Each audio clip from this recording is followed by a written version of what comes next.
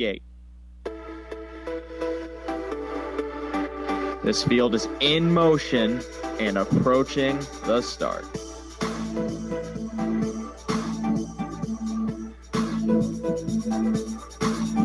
And they're off. And it's a battle into the first turn for control. The battle continues by the half and approaching the far turn. Stride for stride past the three-quarter pole and approaching the top of the stretch. And as they hit the top of the stretch, it's mission brief. Foiled again, Muscle Hill, Captain Treacherous, and Vegas Vacation. Lucky Jim, a rock and roll dance. Be a magician. Sebastian K approaches the line. Guccio is coming late, and as they hit the wire, it's too close to call. Now here's North American Harness Update on SRN1.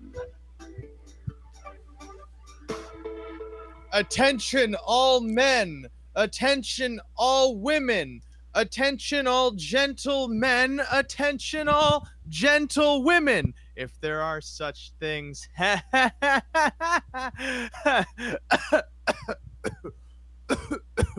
Attention all bludgeoning bellows, attention all bulbous sea billowfish, everyone who could possibly be listening to this show.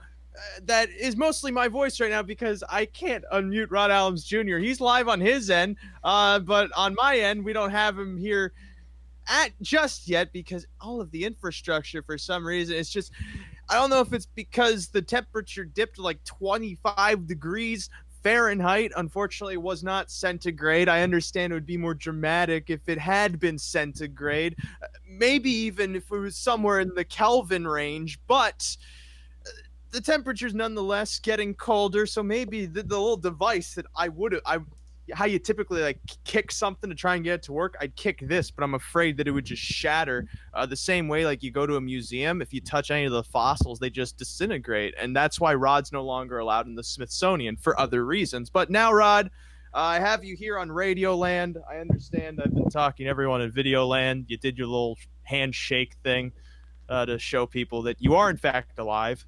Not just frozen in place till the sands of time just swift you to whatever sort of stratosphere you truly belong. But welcome back. Hi. Yes, it's been quite a while since we've been down here in let's call it the Raceman.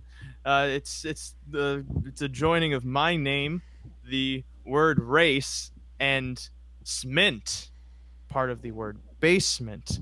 It's been a while since we've been here in the Raceman, both on video and on radio. That's spelled, of course, RAYDIO, as well as also just doing whatever it is we do here. Used to be each and every week, but now we've been kind of what's the phrase? Sporadic? Well, yeah, we had to take a little bit of a break there. We had a really tough schedule throughout the summer, so. And my pancreas too, it just started bloating, and I understand if everyone out there has to tweet hashtag prayers, hashtag bang bang. No, prayers with Ray capitalized, prayers for pancreas. I understand if everyone wants to start tweeting that at us, because like a normal pancreas is supposed to be like this big. Mine was like this big. It might not seem like a lot, but my body's small, so like the slightest bit of swelling it's life and death for me. And thankfully my body chose life, although if it had chose death, I'm pretty sure I would have been fine with that choice, because I could not complain since I would be dead. But for everyone else here that is alive, let's have some fun with whatever sort of disposable income we pretend to have. We have racing to cover from across the continent as I wrap myself in my XLR cable. Uh-oh! We're already breaking everything, and it's not even 5 minutes into the show. We have racing from London, not the place near Cambridge where Stephen Hawking used to do cartwheels. No, we have racing from the Raceway Western Fair District in London, Ontario, one of many places in the Great White North that has cash payday loan places on like every block, every corner. Why? We don't know, but we hope that the economics in that area improve soon. Prime place for a casino, though. Outside of that, we have racing from Woodbine Mohawk Park. We're going to be talking late pick 4 action from there.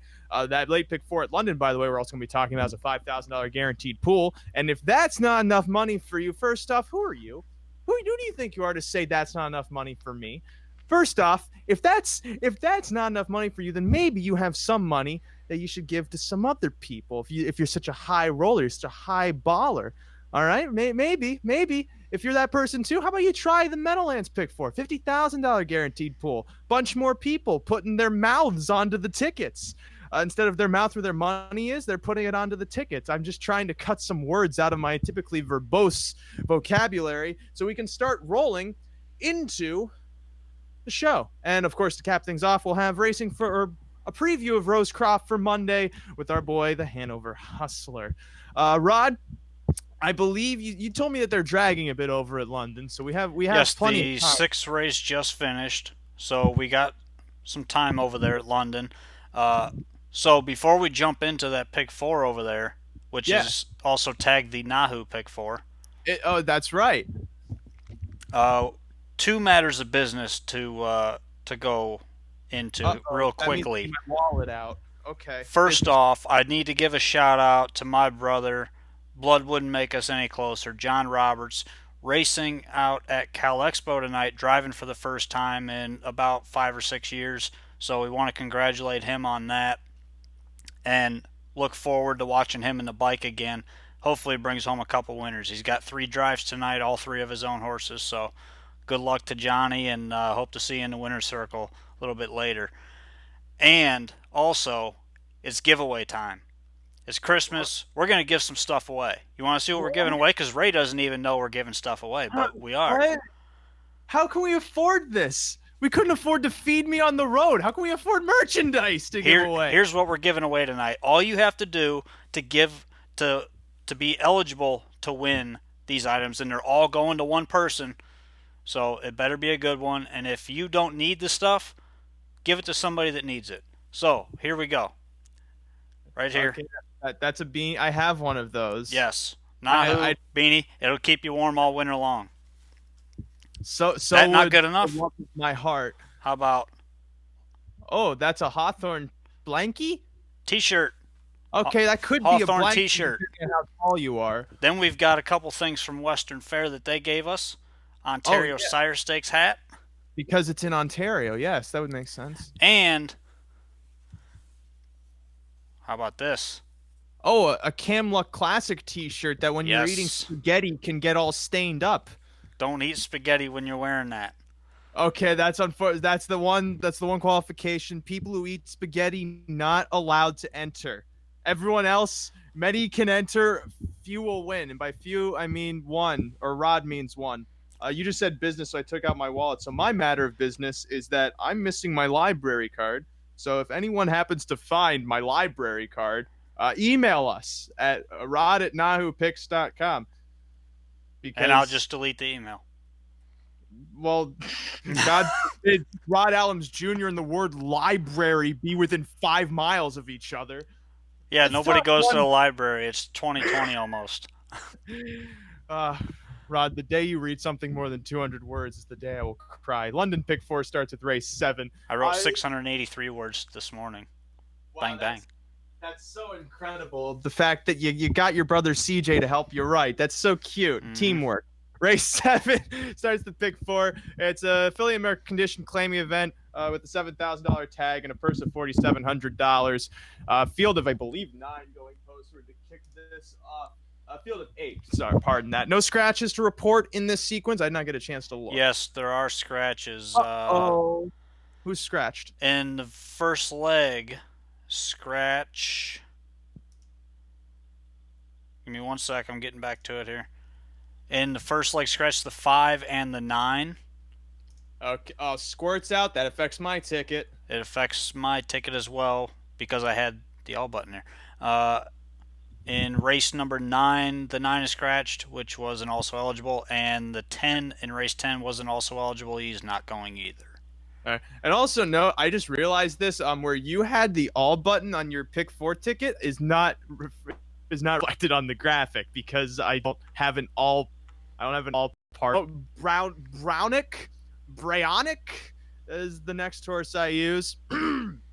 Gets an outside post, another one that could benefit from a lack of late pace, considering she typically gets carried into the mix, shows some late pace to hit the ticket. 3 starts back, got the sort of setup I think could materialize here for her. And she'll probably bring a bit more zest to the ticket if she happens to come in. And the horse would probably provide the least. The 8, Putnam's Fire from the second tier, likely to get involved because Daenerys has the pylon post. She'll get into that stalking spot she won in 2 starts ago and might just repeat with that effort. So I am 1, 2, 6, 8 to start this off. Rod, I understand you have no opinion, even though you're the expert that we pay to cover this. So no, it's a very tough race here. A lot of these mares have been competitive against each other recently, week in, week out.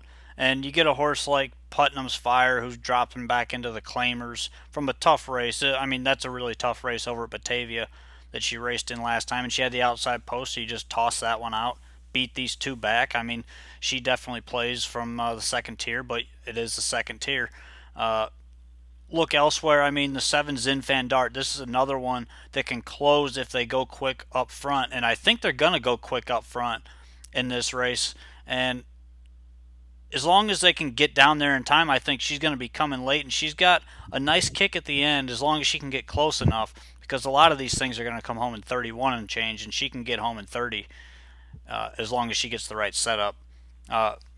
Squirt was one that I really liked in here, but she scratched.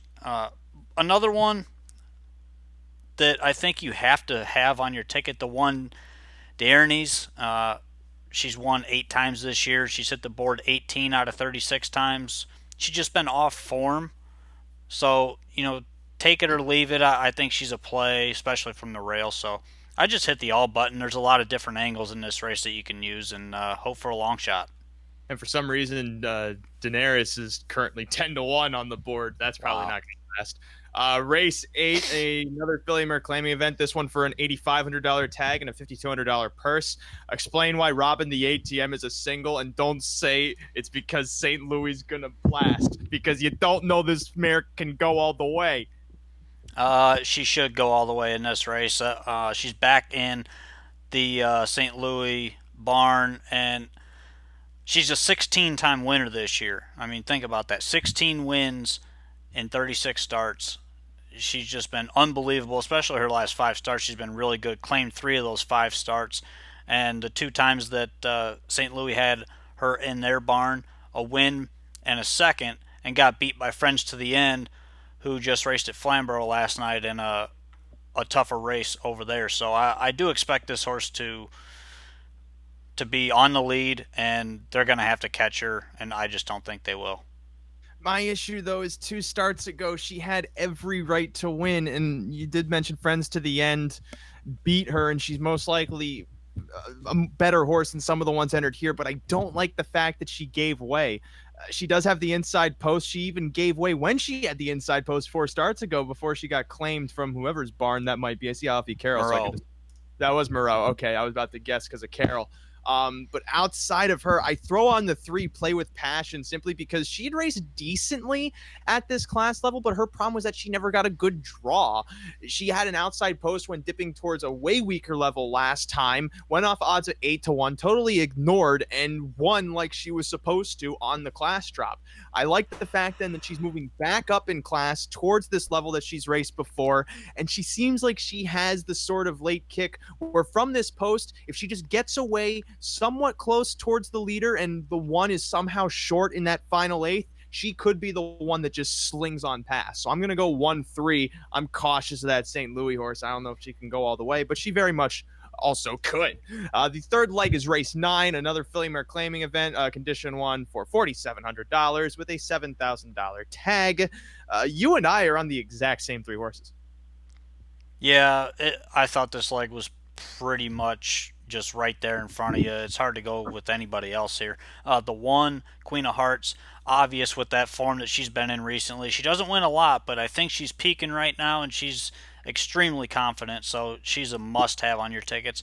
The 5, Ideal Toy, another one in great form. She's won 4 of her last 6 starts. She's got early speed, and she's going to go early, so I expect her to be right there once again, hit the board in 14 to 18 starts this year. So hard to fault what she's doing. And then another one in really good form, the 8, Watt Mocks Me Win. Last 4 starts, 3 seconds in a win, and she's been really sharp. She isn't really trip dependent, but she's been getting pretty good trips. I think when she gets moving on the outside is when she's best, and she's kind of just been stuck inside in the 2 and 3 hole. And when she can get outside and follow some cover up and then flip around them, that's when you see what she can really do. So I expect those 3 to be tons the best of the rest of them here. Yeah, that works for me. That final leg then is race number 9, or race 10 rather. It's an $8,500 claiming event with a field of 9 going postward. Rod, tell me why the 9 is not a single. Well, I use 2 horses here. The one, Go Mud. I like that she draws the rail. She's good when she's up close, and I think she's going to be on the lead in this race. And there's not really any other extravagant speed in this race. Mundutch might go, but doesn't really have a ton of gate speed, so I don't really expect her to fly out of there.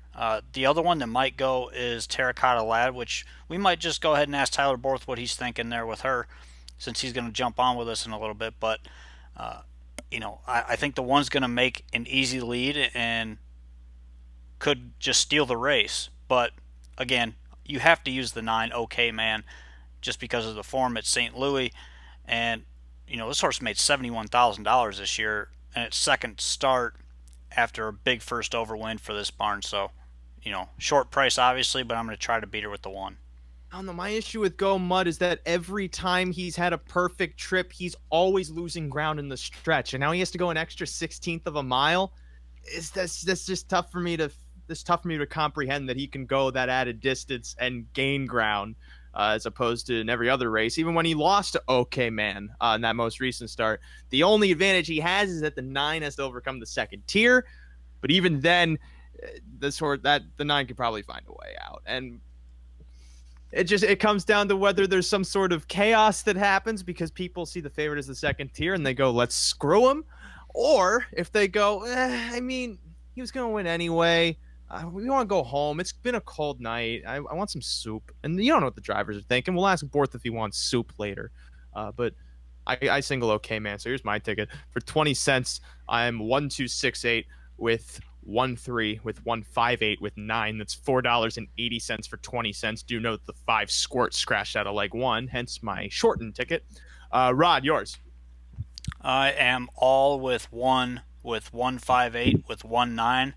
It is $8.40 with the scratch, and we only got a couple minutes to post here.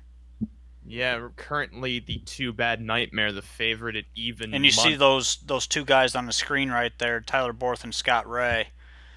They will both be joining us after race 8 to discuss those last 2 races with us tonight. Are they buddies? They look like buddies. Yes, they are.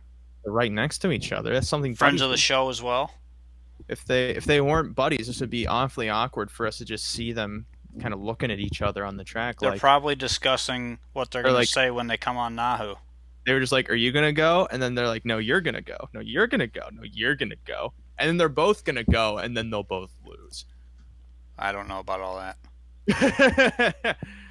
Well, the gate looks like it's moving into position. We have like a minute-ish until they go to post. There will be a countdown clock, by the way. It starts at 2 minutes.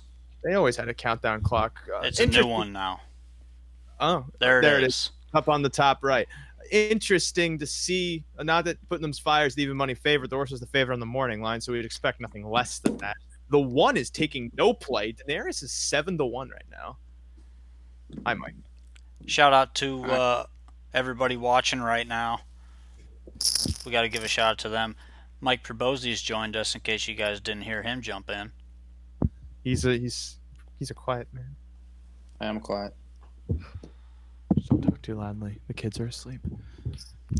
Mike, you got home early. You were busy earlier. Well, yeah, I had a swim meet tonight. The girls are starting a high school swim meet, so. But it's just incredible you just got home because you told us it was in what, Cuba? Yeah. That's a long walk. It's a long swim. Longer swim. Where are we at, guys? London, we got a minute to post to start the pick 4 at London. Now 1 minute. What a great concept. Those of you that watched 2 weeks ago when Mike and I were doing the show, we had about 4.5 minutes from the start of the show to the start of the pick 4 at London, and we really had to haul ass to get that pick 4 in, and we just barely got it done. I'm sure that. And I was out after like 2 minutes. I wasn't. Is that chalky yolk? You had it, didn't you? Didn't you have it? You had it? Yeah, it paid. What does it pay? $50-something for 20 cents. It was on a $9. No, it paid $71. It was on like a slow ticket though. Yeah, it was a $9 ticket. Ooh, $70. You know how many graham crackers you can buy for that money? Ooh. By the way, I gave out the early pick 3 tonight at London, and for $1, it paid like $45. That's good. Not all that. Wait, for $1, it paid 45. So what, for 20 cents, it paid 9? 9 and change, yeah. Ah. I don't like the 20-cent pick 3s, but that's another day. Mike's the kind of guy where if he found a quarter on the street, he would just keep walking. There is a little truth to that. Well, I'm the kind of guy, if I find a quarter on the street, I'm backing traffic up to grab it.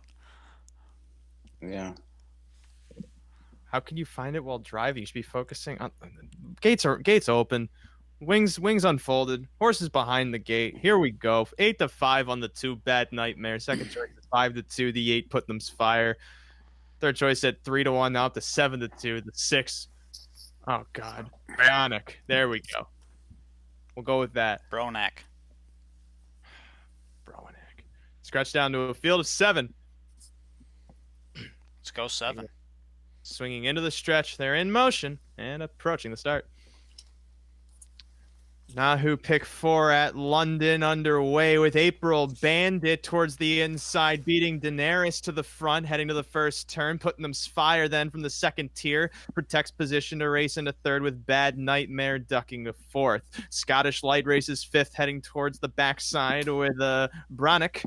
Back in sixth, Zinfan Dart then trails the field up towards the opening quarter. Goes April Bandit with a 1.5 length advantage on Daenerys. Then a gap of 3.5 to Putnam's Fire, who goes off stride and into the safety lane. Bad Nightmare inherits the third spot. Scottish Light now races fourth with Brannick back in fifth. Zinfan Dart remains sixth. Putnam's Fire yet to get back on stride, but re-enters the course off a 29-1 opening quarter. 6 left, pacing around the far turn for the first time. April Bandit with Daenerys on her helmet coming towards the stands for the first time.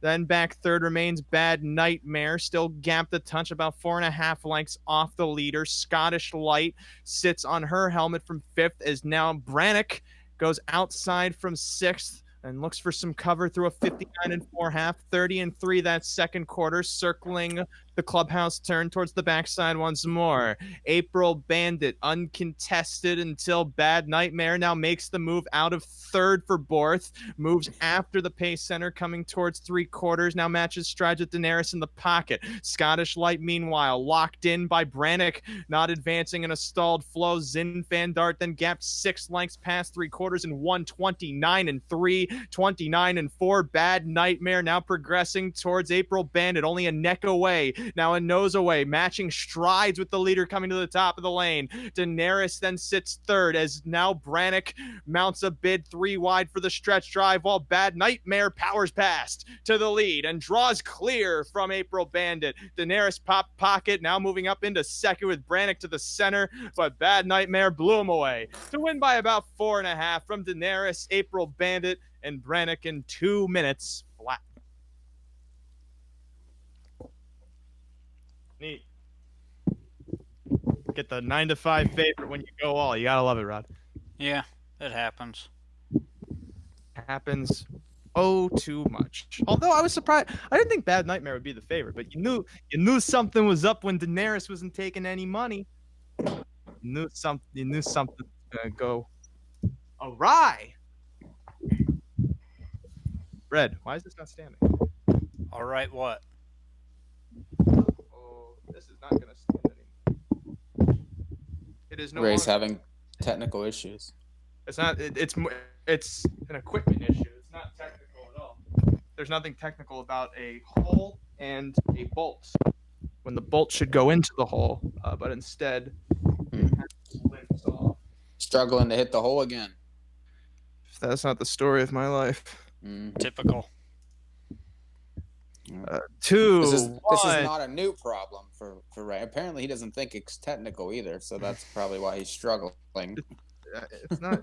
It's a physical problem because, so you have the bottom of the stand, okay?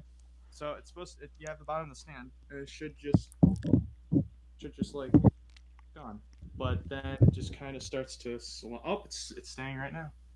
All right, we're in. Oh, he's in, Rod.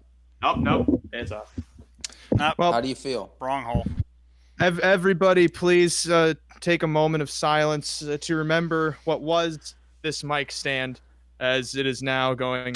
Well, out of commission. these current comments are exactly why I posted this on the whiteboard tonight. Nice. Brown gotten suggested. Yes. Was it Picante?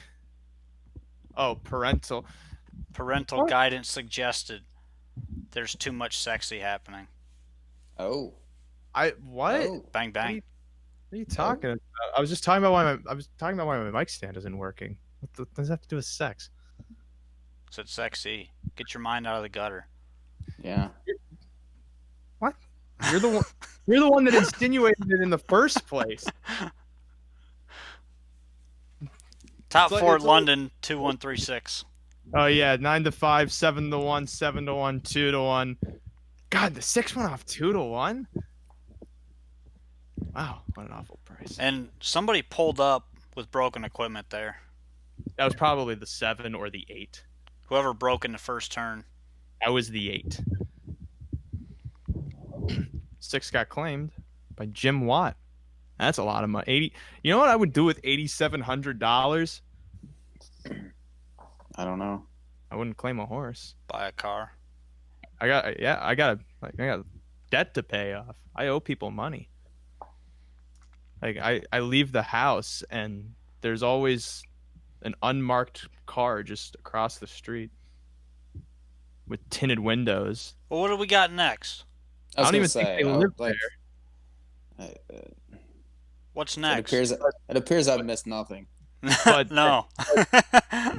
and then like the headlights are on and you just think, well, how does this car have gas all the time or that much of a battery? What are they just sitting there for? Waiting on you, Ray. Yeah, I don't know what you're even talking about right now. I owe too many people too much money. Well, guess what? What? Mike, you haven't seen the new light yet. Ray saw it. He was impressed.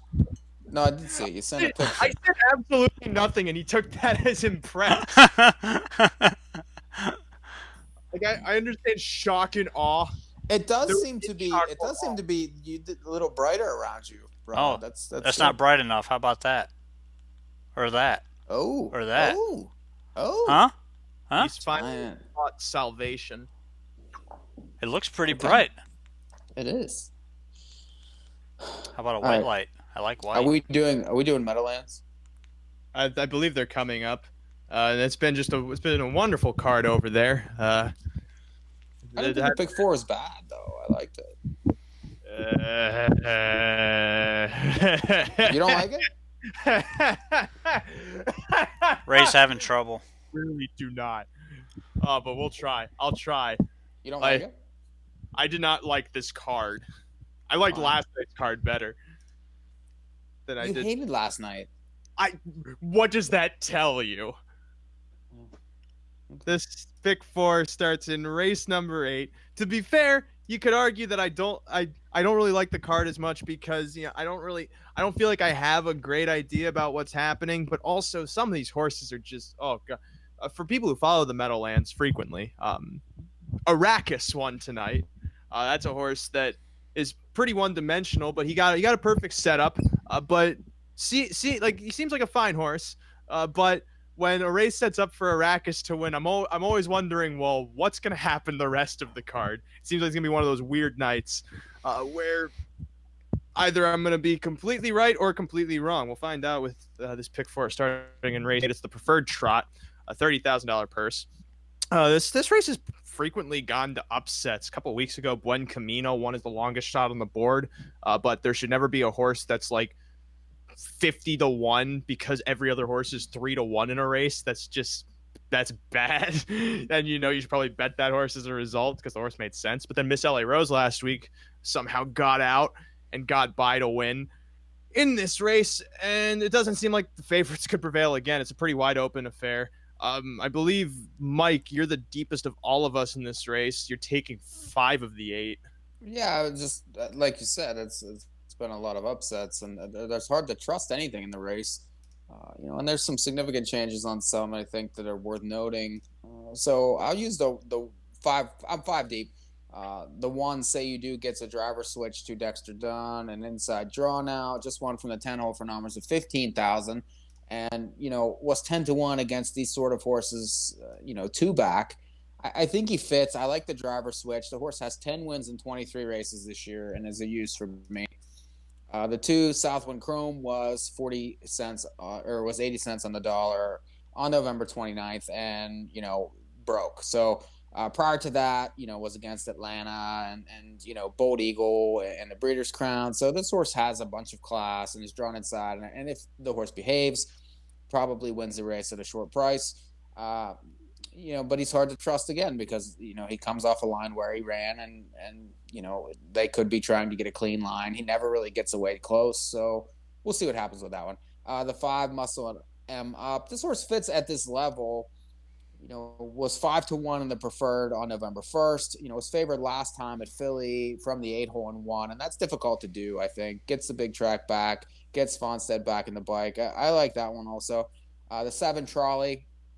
Loves this racetrack, has made $175,000 this year, and comes off a qualifier. And the reason I'm using him is because some of the other ones are so difficult to trust in the race that I think that if he runs his B race, he can still win the race, and he's going to be a better price than he usually is in this spot. So I'll try him, especially off a okay qualifier. He just fits in the race also. And then the 8, Dason, raced okay last time from the 9 hole. Has a 51-2 mark at the Meadowlands. He's better than he has been recently. 10 wins this year, over $1 million lifetime. 1, 2, 5, 7, 8. You don't really want a horse to run. That would take him out of the race. I just love the fact also race 7 is coming up. I think One Direction's the horse's name. One at 96-1 at Harris. Philly 2 starts back is currently the favorite at 4-5. There's one of those nights at the Meadowlands. I'm too deep though in this Preferred. I see this race going one way and one way only. Muscle Him Up was awful last time he was here. He doesn't seem like he could be great here again. Sure, he won at Philly from post 8 last out, but as he went first over and went by horses, that was the slowest part of the race into a 58-second final half. So he was just moving at the right time to get up and win. And he drew away, but it wasn't an impressive win. Look back to his race at the Preferred here, 3 starts back. He went to the front, admittedly went a little too fast, and maybe that's why he dropped anchor in the stretch. But even then, it doesn't seem like he has the sort of speed to sustain himself, because 2 starts back when he was in against lesser competition, he still didn't win. So I feel like the go for him is that he's going to go to the front, try and go all the way, but then he's going to drop anchor again. Who would benefit from that? Rich and Miserable. This horse went first over last week and only finished 3rd because 2 other horses with better trips went past him. Milady's Monet from off cover and Miss LA Rose when she got room. He finished the mile well to finish 3rd. He did more work than the others, and the others had fresher legs to go by him. It was pretty simple as that. He's racing in really good form against this group and really has no reason to not be used on the tickets. Dason, I was back and forth on using, but he gained a lot of ground in the stretch last out, coming up the inside. He kicked home better than anyone else did in that race, and no one has a late kick in this race by the looks of it. So he seems like one that could swoop past horses with the right trip, but he's got to show a bit more speed. That's his Achilles heel in this race, is that he might be coming from too far back. I'm 4-8. I really think Rich and Miserable is the key to this race. Well, I'm 4 deep, and I'm more on the path of Mike here. The 2 Southwind Chrome, I think, needs to be played just because this horse is quick enough. He's a little bit quirky. Was 4-5 last week before breaking, and as long as he stays flat, I mean, he's definitely the fastest horse in this race right now. You know, mark at 150-1 down at Lexington. When he's on his game, he's extremely tough. And he's really just started to come into form mid to late summer, and since then he's just been on a tear outside of the 2 breaking miles. But you know, he's a horse that I think you got to have. The 4 Rich and Miserable, I don't really have much to add from what those 2 guys said, or from what Ray said. But Mike, I'm surprised that you didn't use this horse, because this is the one that we had over at Pocono that night on Sun Stakes night. And when he has his trip, he's extremely, extremely tough. And he's that gritty type that will just keep going no matter how fast they go up front. And I think he's going to be close, and he's going to be able to work out a nice trip here just because there's so much early speed, but he's going to get drug into the race, I think, and he's going to get a nice trip. So I use him for that reason. The 7, Trolley, like Mike said, true Meadowlands horse, loves this racetrack. When he stays flat, he's going to be right there every single time, just about it. And the 8, Dason, is Burke and Gingras, comes off a really good race last time, kicked home 27-4 there, and closed up from dead last at the half. So just based on that, off of the slow fractions in that race, I think he's got to be played as well. So 2, 4, 7, and 8 for me.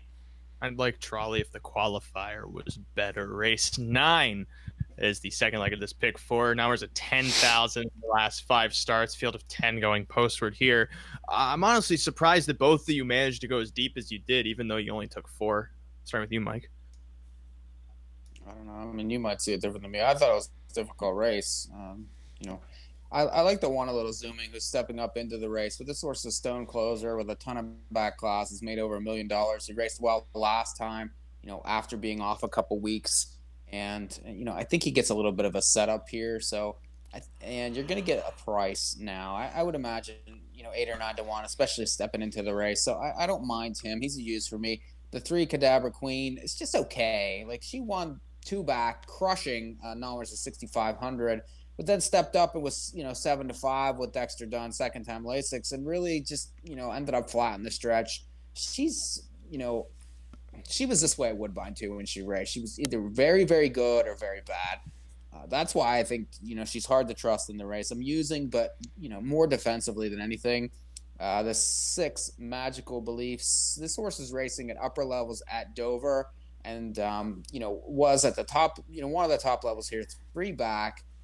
You know, it's a 3-year-old filly, has stakes lines, you know, is racing well. You know, horses like Cruising in Style, Miss La Rose, those are, you know, better horses than these. And I'll use that one. And the 7, Magic MVP. This horse I thought raced very well, you know, on November 1st. If you remember that race, came from absolutely nowhere, then won after that, scratched out of the preferred at Freehold. I don't even know what he was doing, entered into that race. And then I thought it was just okay last time after missing a couple weeks.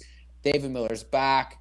You know, this horse is a closer, but in this spot, I think that has a puncher's chance late. So 1, 3, 6, 7. I don't know what you're talking about with Cadabra Queen. That last race was pretty good, despite the fact that she finished 8th by 7 lengths. Because okay, so she was 7-5 and got beat 8. But here's the thing. You're not looking at the race in its entirety. No, I'm looking at it. The horse, she parked the mile, first things first, from post 8. Second start on Lasix. I understand maybe she should have raced better, but she was chasing quick fractions, quicker than usual fractions. So she was being used up in the fastest part of the race. So then she has nothing left for the stretch drive. I don't care if she's the favorite or not. That's a tough trip for any horse to go. It's understandable that she didn't win. And now she drops in class into a level that's more comparable to that NAHU 6,500 that she dominated 2 starts back. She gets an even better draw. She's most likely to get that trip that she dominated off prior to. That makes her pretty tough to beat in this race, considering some of the other horses in here, like Hammer Time, who should be racing against cheaper horses, Magical Beliefs, who tends to go backwards, but has been racing against tougher. I give you that. Mr. Houdini, who just has to stay flat in whatever way he possibly can. She's the most consistent of all of them. She seems to be in the best form. In all honesty, I almost singled her in this race, except for the fact that there's not a lot of speed here. And when there's not a lot of speed, that also plays into the hands of the horse right next to her, Lucky Sheila, who's always up close, who's always sitting pocket, but tends to lag in the stretch if they go too fast early. If they're going to the half in like 55, 56, she's going to be chasing for any sort of minor check she can. But if it's a slow race, like it possibly could be with all these other horses in here, she could just have enough to pop pocket and go by for an upset no matter who's in front of her. So I'm 3-4 in this race. In all honesty, Rod, I find it tough to beat Cadabra Queen. I'm not going to say that she's a single by any means. I'm 4 deep here. The one zooming, he's a horse. He's got tons of back class, $1 million winner. He's made $100,000 at the Meadowlands, and he's coming off a race where he missed 3 weeks prior to that. Raced very well there. I think you're going to see him improve just a little bit off of that race as well. The 3 Cadabra Queen is obvious for me in this spot after being parked a mile, but she is kind of a trip horse, and I'm not going to key off of her even hitting the ticket just because it looks like she could possibly be first over in this race. The 7 Magic MVP, Dave Miller sticks here, another one that came off of a 3-week layoff prior to his latest start, and he's got some pretty good lines here to go fall back on.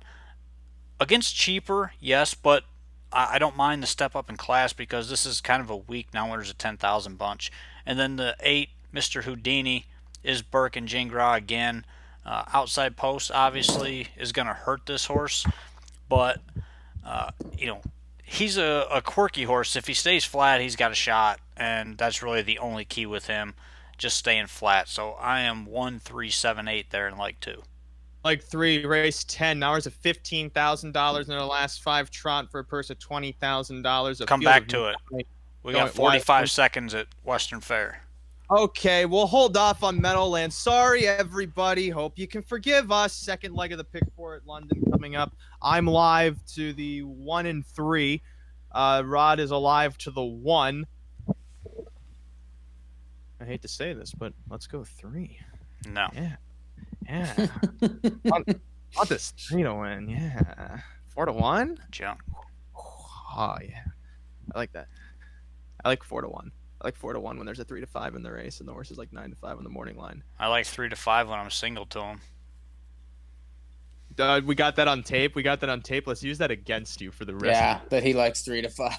Yeah, when I'm single to him, I love 3 to 5. Well, there's something to be said for that, I guess. But I'm an expert handicapper. I love 3 to 5. Yeah, I love 1 to 9 if I'm single to him. He loves it. Oh, adore. 1 to 9. As long as they win. I want you to edit this out, and it says when he says I love 3 to 5 and I love 1 to 9. Like, yeah. I think we could do a hell of we could do like a political ad. That way I can win back head of state from Rod Allums Jr. I love 3 to 5. Do you want a president that loves 3 to 5? I sure don't. And then you could have Rod in the background. I love 3 to 5. I love 3 to 5, 3 to 5, 3 to 5. It just echoes away. Not the ATF now, 4 to 5. 4-1 on Play with Passion as the field of 7 is in line, in motion, in behind, and now away with the Ginger being sent for the front of the far outside. Robin the ATM attempting to protect position. So Long Sugar ducking for the pocket into that first turn. Play with Passion away fourth. Ahead of that, Mia Bad in fifth. Racing sixth, Bye Bye Daddy. Tobin's Terror trails as they move up the backside. Ginger found a spot in third, leaving Robin the ATM alone on the engine.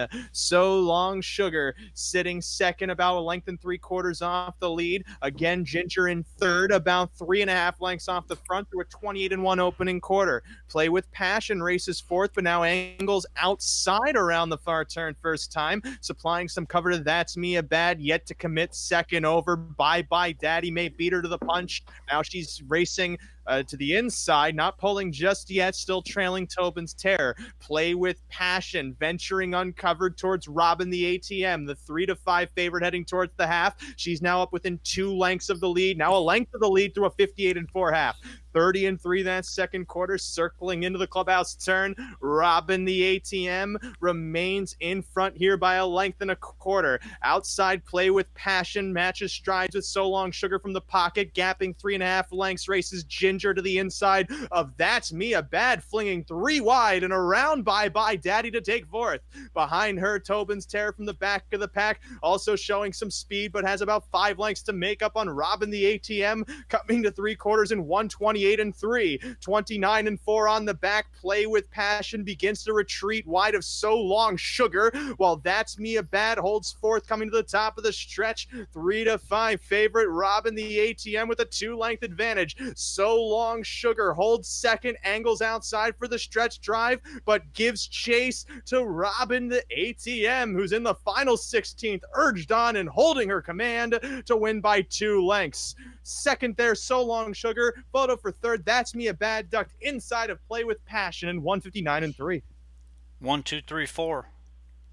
I love 3-5. Or I love 1, 2, it. or 3. Yeah, because guess what? I'm still alive. And I'm wondering if Mike is going to continue to pour drinks and gargle them when he's got his microphone right next to his throat. No, let the man do what he wants to do. I'm usually muted anyway, so what are you worried about? What do you have? What's wrong? It was really loud. If a man play with his I hear, fluids, in the middle of the race, I hear Ray calling the race, and then all of a sudden, out of nowhere, Ray had me muted though, right? no. Oh. And I'm running the video feed, and yeah, it was right on it. Oh, that is so funny. I thought I was. He always mutes us for those. Yeah, but the computer's been running slow, and you guys usually don't talk, so I go, okay, well, it's fine. Listen, I'm incredibly thirsty. Like I'm sorry. That's what I mean, Rod. Like, what do you have against him? We all need fluids to exist. Yeah. And you're not harassing him for it. Let's run through this third leg real quick before Oh my Razor God. and Tyler Borth jump on. That's Now really we're funny. $15,000. Mike, go. 4 deep. 1, 3, 4, 8. There. Okay, Rod. I'm 3 deep. What am I? 3, 4, and 8 here. Oh, good. Oh, okay. And we get to the last race. I'll be the substantive one because I do this track. The last chapter moves back to the big track. He races better on the big track. This is a good post for him. Forward Dreamer's been racing against Tougher. He won a big mile last out to finish second. If he doesn't have to go a big mile, he could win here.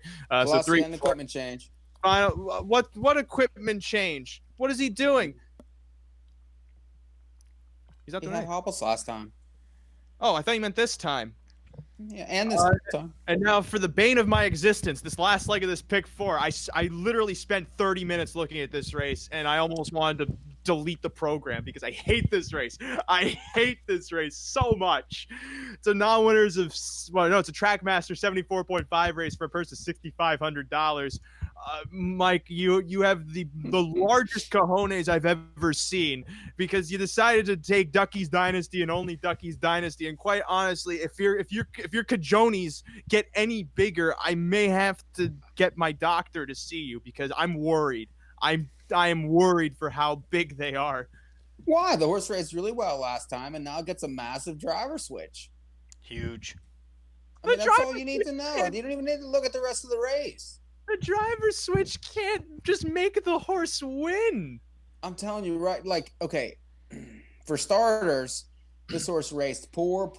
Last week, he finally races well, and now they put a legitimate driver on, and you don't think this horse is any good in this race?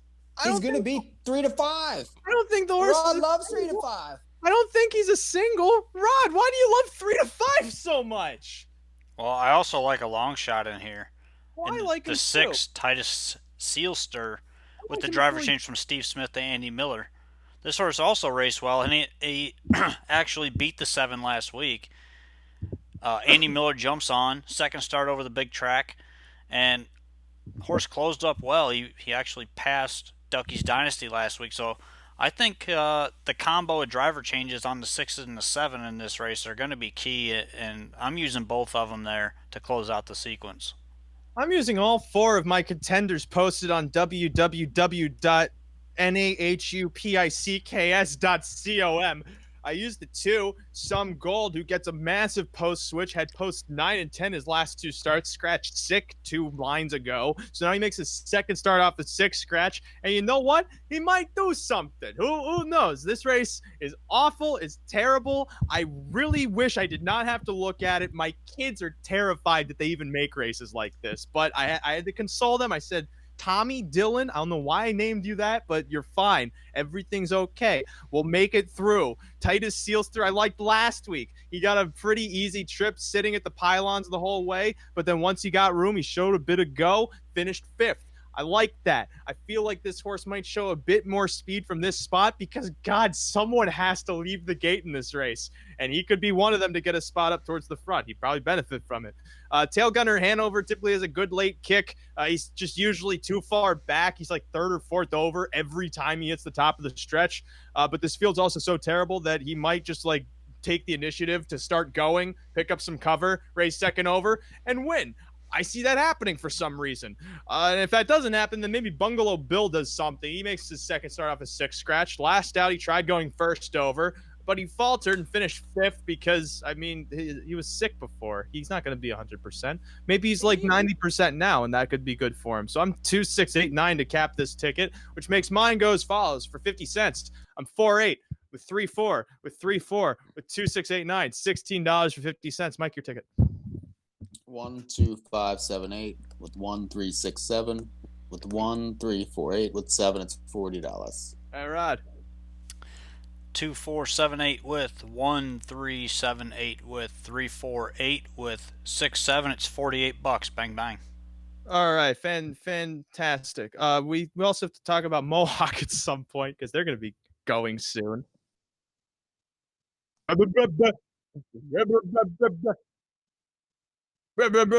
What is that?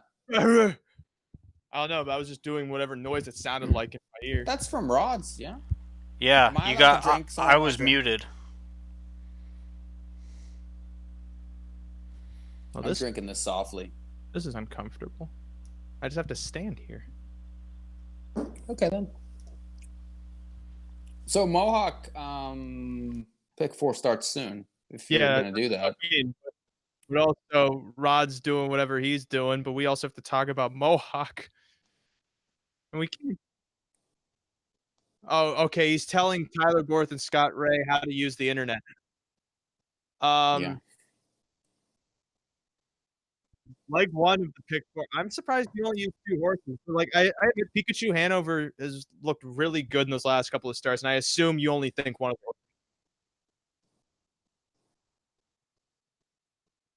Okay. I was trying to talk. Yeah, Mike. I heard you. I wanted to give him a chance. Yeah, I mean, Pikachu's look good. He's 10 wins out of 18. But, Rock My Muscles almost beat him last time. Lacked room just a touch late. It's those 2, I think, the 6 and 8 for me in the first leg. The rest of the horses just don't have the same speed and the same class to really. The only other horse I could see in there maybe is the 4, but I think it's 6, 8 to start there. You see, I do like the 4 left Kata also, especially since she shifts back to the bigger track. So long as she's able to stay flat in this spot. I like Wah on that horse too. I mean, that's another thing. But don't discount Wings of Speed to the inside. He gets a good draw this time out. He's been He racing hung level. so bad last time, right? I'm telling you right now, he hung horrible. But look back at other starts. He's capable of racing better, and he closed in off of a slow half to begin with because they went really slow that first half. Then the second half, there was a sprint to the wire. He's not really that much of a sprinter. He appears like he was lines and lines and lines ago, but also you get the driver change to Jameson. That could do something. Yeah, I mean, I agree with you. The only reason I didn't use that one was because he was just so disappointing last time. He had every chance in the stretch and just absolutely went nowhere. And I just hate that so bad. I mean, he's a maybe. Well, Rod, he wouldn't surprise me, but I just don't like him that much. Rod didn't take that as personally because he also used Wings of Speed in that first leg. Yeah, I did. I thought that the whole sequence was actually a pretty good sequence, honestly. There were several horses that you could use in this leg, I thought, but I was 3 deep. Wings of Speed, obvious with the driver change to Jody Jameson. Really good form. And I think that Mario took the other one because that one might be a little bit quirkier to drive. And I know Mario really doesn't care about which one he drives as long as he keeps them both flat. I think that's really the key for him. But I also used the 4 Lefkada. This is a horse for the Rays that, and we were trying to get them on, but Razor was having a little bit of difficulty getting his hangouts feet up. Lefkada likes the big track much, much better. You get Wah to drive, and this horse is showing that form that she was showing about 2 months ago, where if she gets back to that form, she's going to be really tough in this race. And especially going back to the big track, I think you're going to see a big mile from her tonight. Pikachu Hanover, completely obvious. I'm not even going to go into talking about that one. 148. Second leg of the Mohawk Pick 4 is race 8. It's a non-winners of 6,000 their last 5 starts. A field of 7 going postward. Mike, explain the usage of the all button. Well, I think it's either the 3, who is extremely difficult to trust, or I really have no clue what the rest of them. It's just a difficult race. A lot of these horses are very inconsistent and really haven't done much. I mean, Mystery Bet just won at 50 to 1. Water Rush has been facing better. I don't like anything in the race, so I hit all. I like some things in the race. I like the fact that Memo has the pylon post. He seems like the most obvious speed in this race because this race needs some sort of speed. And he could be it. Outside of that, Meadow Branch Memo is always closing into the race well, but why would he race like that in a 7-horse field? Maybe this horse shows a bit more go this time around. He seems capable of it. Admittedly, they went slower in that 1 3/8 race, but he went to the front. He knows how to be in front of horses. Maybe he just got put 2 and 2 together. I'm not sure if horses work like that, but I'm going to assume they work like that. And I also like the 4 Heineken Seal Series, another one that could be potential speed in this race, because this looks like a race where the horses tend to crawl towards the finish, and so it's just you want to get whoever can be closest to the front to get on the ticket. That's the only ones you want to use. The ones that are going to be closest to the front. Heineken Sealster likely is probably going to be close to the front. He also moves to the bigger track after racing over Flamborough and London. And look back, last time he was here at Woodbine, he went really fast up front from post 9, and then he quit. So he has speed. He's just got to better manage it. He's going to be a decent price near too, so I'm 134 in that second leg. We're not too far off there, Ray. I do think that the 1 is going to be up close and should be right there throughout. Just needs to basically work out the right trip and is going to be there no matter what, I think. This is just a really weak, weird race. And I don't mind Mike's play of the all button here either, because this is just a very odd race to look at. It's crazy. We got 60 seconds to go until the Meadowlands. Let's rip through the rest of this. So I'm 147 there. Okay, race 9, third leg. I'm 1-8. I like Deb on the class drop, in which Dally also should race against better. She's better than that. Race 10, I go 4-5. Artistic Madison raced well on the class drop last out, as did Case Shadow. Those two belong. So my ticket's $9.60. Mike. On the ninth, I'm against Deb. I think Inverse Hanover has a chance. That's the 3 off 2 decent races. Blackjack Pat's an interesting long shot in there.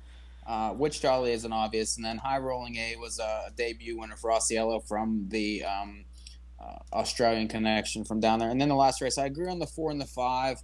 I'm also going to use the 8 in there, and that's Winsong Magnifique. It's probably going to be 3 to 5. I don't really like her necessarily, but if the rest of the ticket kind of plays, I don't want to not be alive to her. So my ticket is 33.60. It's on the website. Rod. Leg 3 on 5 deep, 1, 2, 6, 8, and 10, and then to finish it on 4 and 8. My ticket is 148 with 147 with 1, 2, 6, 8, 10 with 4, 8, $18. All right, that's cool. Race 8, the Meadowlands going to the gate. 2-1 favorite. The 4, Rich and Miserable. Second choice at 3-1. The 2, Southwind Chrome. Third choice at 7-2. The 5, Muscle 'em Up. How is Charlie 23 to 1? Ooh, that's He's big. Field of 8. He doesn't Preferred suck. trot. He needs a start. Look, he's already on a line. They're trying to keep him flat. Field of 8. In motion. And approach.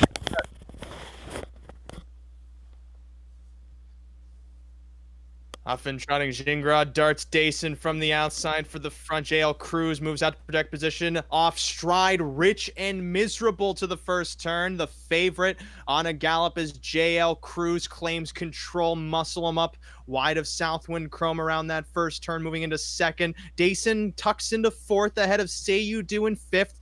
Miss LA Rose sits sixth to the quarter with Trolley seventh. And again, Rich and Miserable off stride at the start. He trails the field. Muscle him up.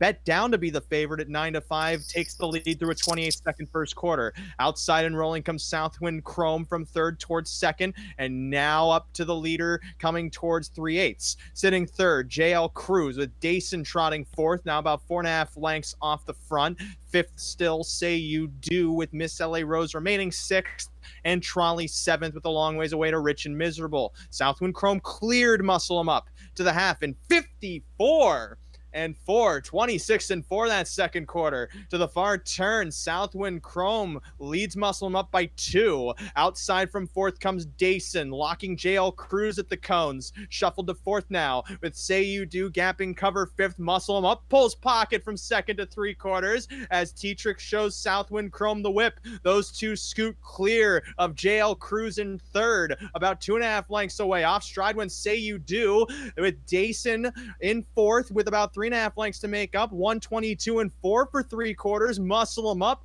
trying to get past Southwind Chrome to the inside, but Southwind Chrome holds firm. JL Cruz gives pursuit from third with Miss LA Rose to the inside, fourth into the final 8. Southwind Chrome keeping Muscle 'em Up at bay, but Spenstead surges once more. Southwind Chrome needing the line. Muscle 'em Up inching closer, but Southwind Chrome holds him off by a head to win. Muscle 'em Up second, JL Cruz third, 151 and 4.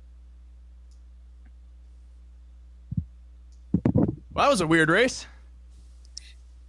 Well, the 4 breaking at the start didn't, which I didn't really like that horse at all tonight, but that's another story. Well, we got about a minute 25 seconds till we go for race number 9 at Western Fair. I gotta see where we're at Mohawk. I am live to the 158 in the pick 4. Okay, cool, and they're just parading at Mohawk. Yeah, Mohawk, you're in good shape. They got at least another 5-6 minutes there. All right, so after that race at Mohawk, we'll take a timeout and come back for the rest of this show. 8-5 here currently on Ideal Toy. Second choice of Judo on the 3, HP Pandora. I did not use this horse at all on my ticket. You didn't use her either, Rod. Rod, who do you have? I got 1, 5, and 8.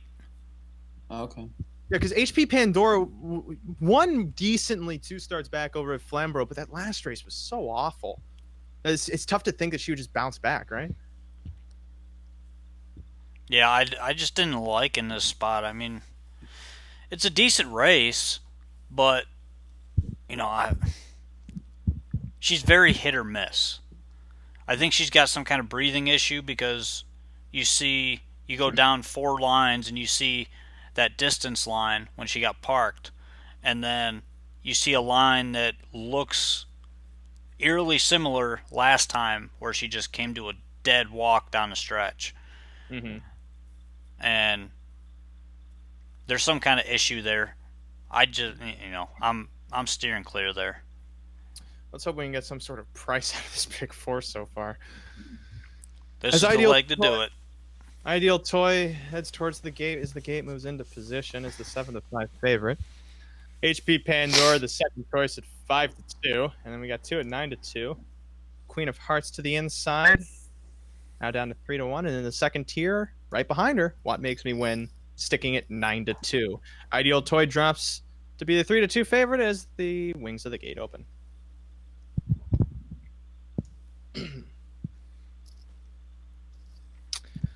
Field of 8 makes their way to the gate.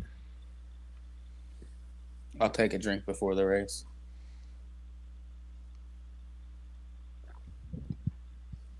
I swallowed hard for you, Rod. Yeah, I noticed. We can use that later, too. Yeah, not out of the ordinary for you. Field of 8 swings into the stretch. They're in motion and approaching the start.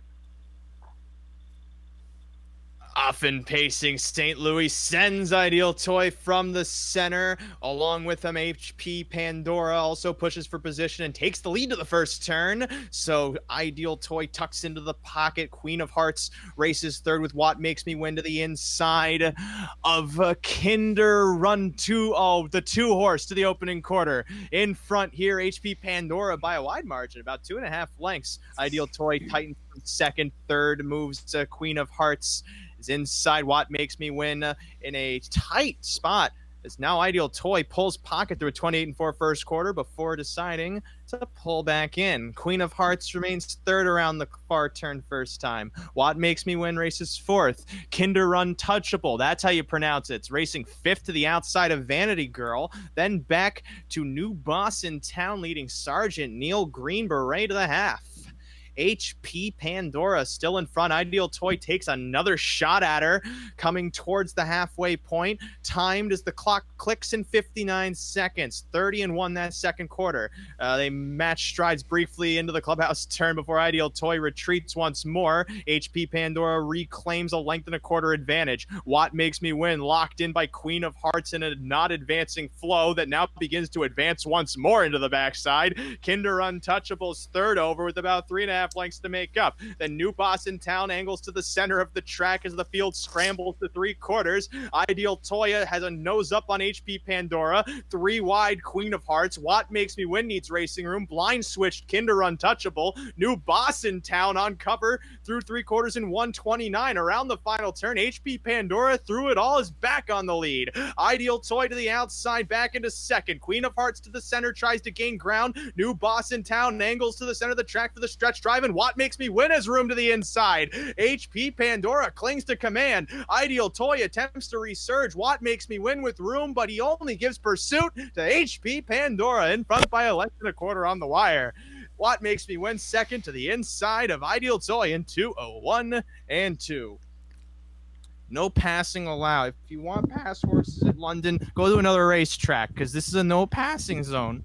It's been installed. The AGCO forgot to give us a phone call and say that they installed a no passing zone in the stretch drive at London. And really, it was rude of them. Very rude of them to do that.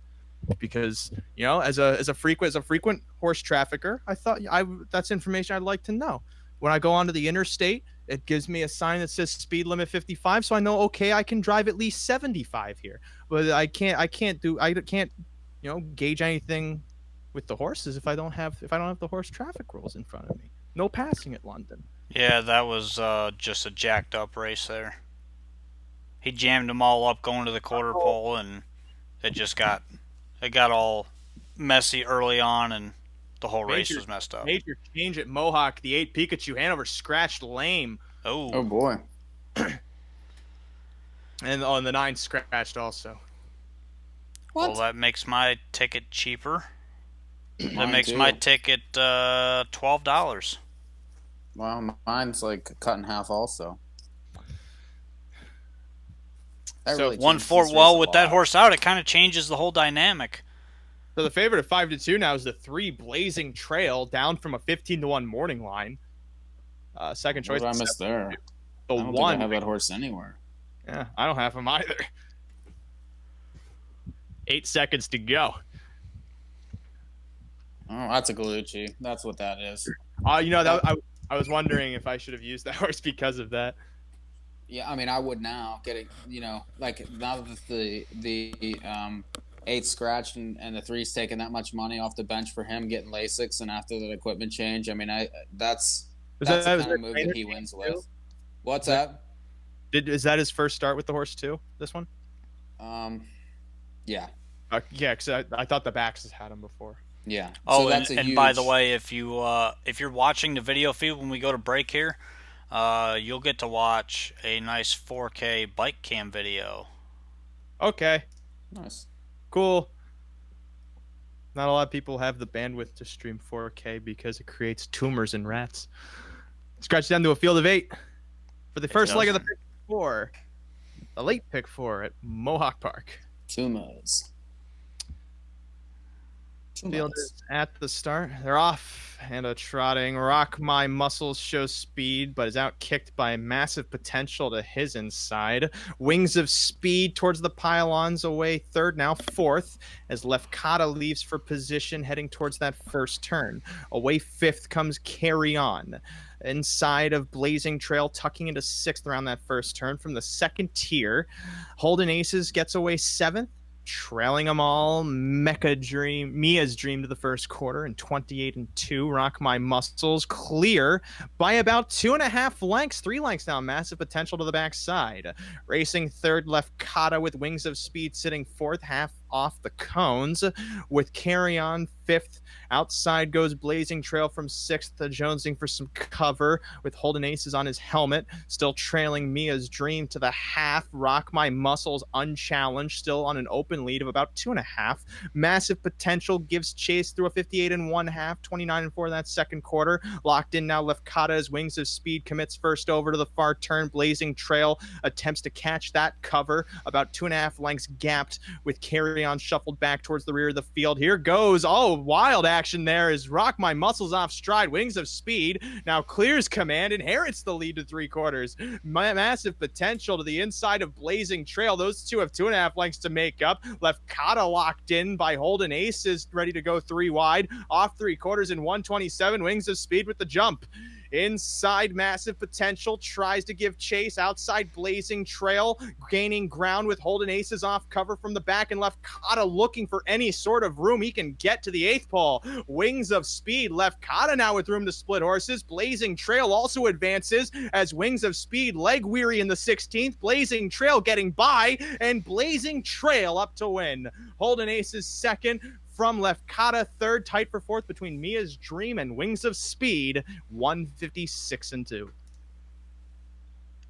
Money talk there for sure. Lefkada was the horse. What? Not with that drive. He wasn't. Not with that trip. The six with the horse. If he actually would have stayed flat, he was just gonna eat these because they walked home. All of our tickets are dead because of a late lame scratch. Well, no, I said I would use the 3 going, so mine is not. That's ridiculous.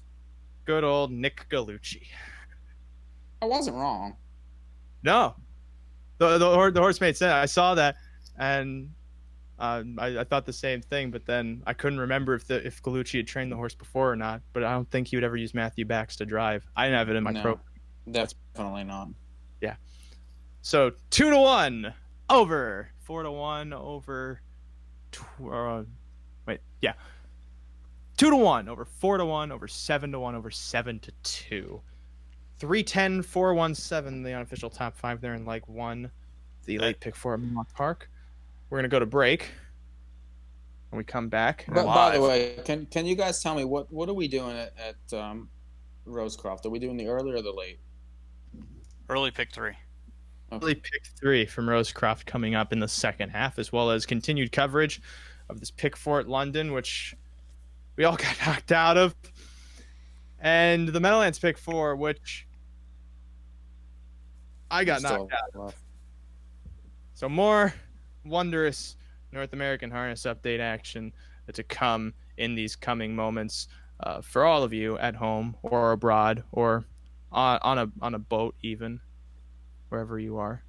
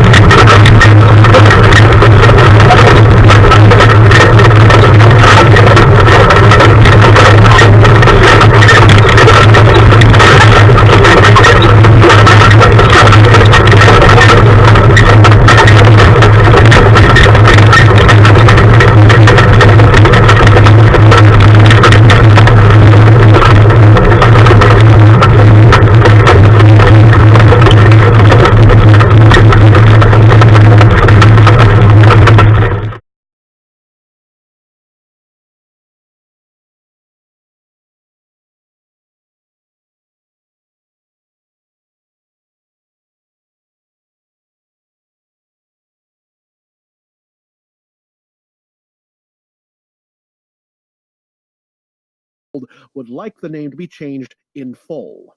The weather, possible flurries -3. I'll have more news on SRN1. For now, I'm full of pong. Thank you, Phil, and welcome back to more of The Irishman. I am Jimmy Hoffa. I'm joined here by Mike Prebosi, Rod Allums Jr., part of Bang, the two shoe gang, a gang of people with only 2 shoes. There are many people out there that have one, can only afford one, can afford 3. We're lucky 2 shoes. Where last left off, I got knocked out of every single ticket imaginable. Not imaginable. There are many more tickets I could have possibly played, though I never would have. Though if I imagined I did, probably knocked out of those too. Second leg of the pick 4 at the Meadowlands coming up.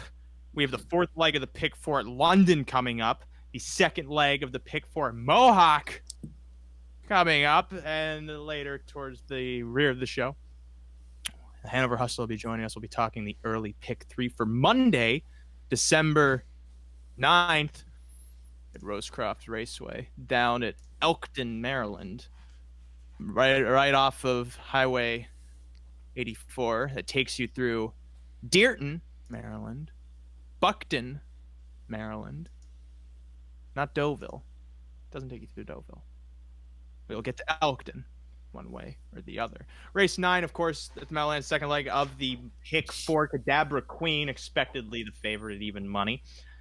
Outside of that, on the betting board, second choice at 4-1, the 6 Magical Beliefs, likely on that pair Engblom Tetrick pairing. 6-1 then on Magic MVP. Both horses I did not like, but both of you did. I don't really like the 3 at even money. This horse is impossible to trust. I don't understand how in this race. This is going on, this horse's history, and I'm very familiar with her, being that most of her career was at Woodbine, and she just was very hit and miss, and that she could bounce to the moon off that last race. So I think even money is she could win, but I just don't really like her in the race. I feel like that there's just a lot of other things that can win here. So, and if it's not her, it's any of them. It's also a different circuit up there, so that form could translate much better down to here, and it has so far. She has had one decent race here, though. I mean, let's be real about that. And her other races have been fairly disappointing. Even when she loses, she's been racing well. 3 starts back. 3 starts back. She was 2-1 and lost. She was then first got a over, perfect trip and blew out. Then was the favorite again last time and got smoked. I'm not a fan of that. I'm not. 3 starts back, lost to classier horses, going first over. That's understandable. But she was favored. Sure, but just because you're the favorite doesn't necessarily mean. And then ended up having to get Lasix after that, and a draw. That's a good thing to point out in her. That is true. The addition of Lasix certainly did help. Those other starts she had, though, since shipping down here, let's see, lost to Miss LA Rose in that race, parked the mile, tough post, start after that. No one was closing that night on November 1st. Can't really say much about that. Also, she was 44-1. You see horses like Pat Matters, Lord Cromwell, New Heaven. New Heaven's one that races typically in the opens over at Yonkers. Lord Cromwell races in those higher levels too. She's in a good spot. This is her spot. She's supposed to win here. She's been supposed to win it several times and not won. That's my problem with her. But and I get why she's the favorite. I know why she should be the favorite. I just don't think she'll win. But I mean, the rest of this race, all on black races, mostly in hours at 3,000. Zooming's hard to trust. He's raced against better and has been better, but he's on the comeback. He's also 11, so you don't know how good he is anymore. But you're getting 8-1 there. Hammer Time, that's still too low for me. Hammer Time races better against weaker. Magical Beliefs has struggled to go forward, though has raced against tougher. Magic MVP had a good race 3 starts back as the favorite, but that was against Pierce Wave Hanover, who is a questionable horse. And you have the outside horses, Miss Muscle from a tough spot, and Crazy About Pat, who probably would just go and then quit. It's tough to trust anyone in this race, and so it seems weaker than an hours of 10,000. I agree with that for sure. We'll see. They're going. Cadabra Queen now down to even money. Second choice at 5-1, the 6 Magical Beliefs. Third choice at 6-1, the 7 Magic MVP. Full field of 10 in motion and approaching the start. Often trotting Magic MVP, leaving from the outside with Mr. Houdini in tandem. Center of the track, Lucky Sheila going for a front spot to the first turn. Lucky Sheila gets the front. Cadabra Queen races into third. Magical Beliefs then floats fourth ahead of Zooming from the pylon post fifth. Away sixth to the first quarter comes Miss Muscle ahead of All on Black seventh, then eighth. Towards the back of the pack races Hammer Time, Crazy About Pat towards the rear of the field with Mr. Houdini trailing 28-2 the first quarter. Cadabra Queen from third pulls off the cones and progresses towards the front up the backside, trying to take control from Lucky Sheila. Magic MVP meanwhile shuffled to third with Magical Belief still racing fourth as now Cadabra Queen clears towards the half. Still fifth races Zooming ahead of Miss Muscle sixth, gapped about 4 lengths then races, all on black ahead of Hammer Time. Crazy About Pat and Mr. Houdini now angles off the pegs through a 56 1/2. 27-4 that second quarter to the far turn. Cadabra Queen in front by a length and a half. Lucky Sheila sits second. Magic MVP shown the whip as Dave Miller readies that one to tip outside with Magical Beliefs right on his back towards 3/4, zooming. Also angles off the pegs. Miss Muscle gaps from the back of the pack with the rest of them out of contention, all on black off stride. 3/4 in 125-1. Magic MVP angles off the cones and readies after Cadabra Queen, while Lucky Sheila has clear sailing to the inside. Cadabra Queen in front here by a neck. Lucky Sheila trying to get past. Inside lane for Zooming to come on past, and Zooming now zipping up into contention. Magic MVP to the center, and Magical Belief surging too towards the finish. Zooming holding on. Magical Belief surging late. Those two at the line together. Magic MVP then third, with Miss Muscle gaining ground towards the inside too, and a photo with Cadabra Queen and Lucky Sheila. 155-1. That's close. Now tell me what excuse the three had in that race exactly. The only thing I could imagine is they went 27-4 to the half, and she had to lead. Here's the problem: she was no good. She was terrible from the start, and 3-5 was an absolutely brutal price. The only other three horses in the race were the 1, 6, and 7. I mean, it's sometimes if you know these horses, I don't care like what happened last time. Would you really say she raced awfully? She only lost by a length. But she's 3-5 and had control of the race the entire time. Who with got a there? 40-1 on her back and couldn't win. Who ended up winning? You made excuses for this horse for half an hour. I give you that. I'm just saying, if you ask me how does she lose, I give you the only thing I can imagine. I admit that I was wrong and that you had the better horses than I did. I didn't even like Magical Beliefs in this race. I didn't like the 6.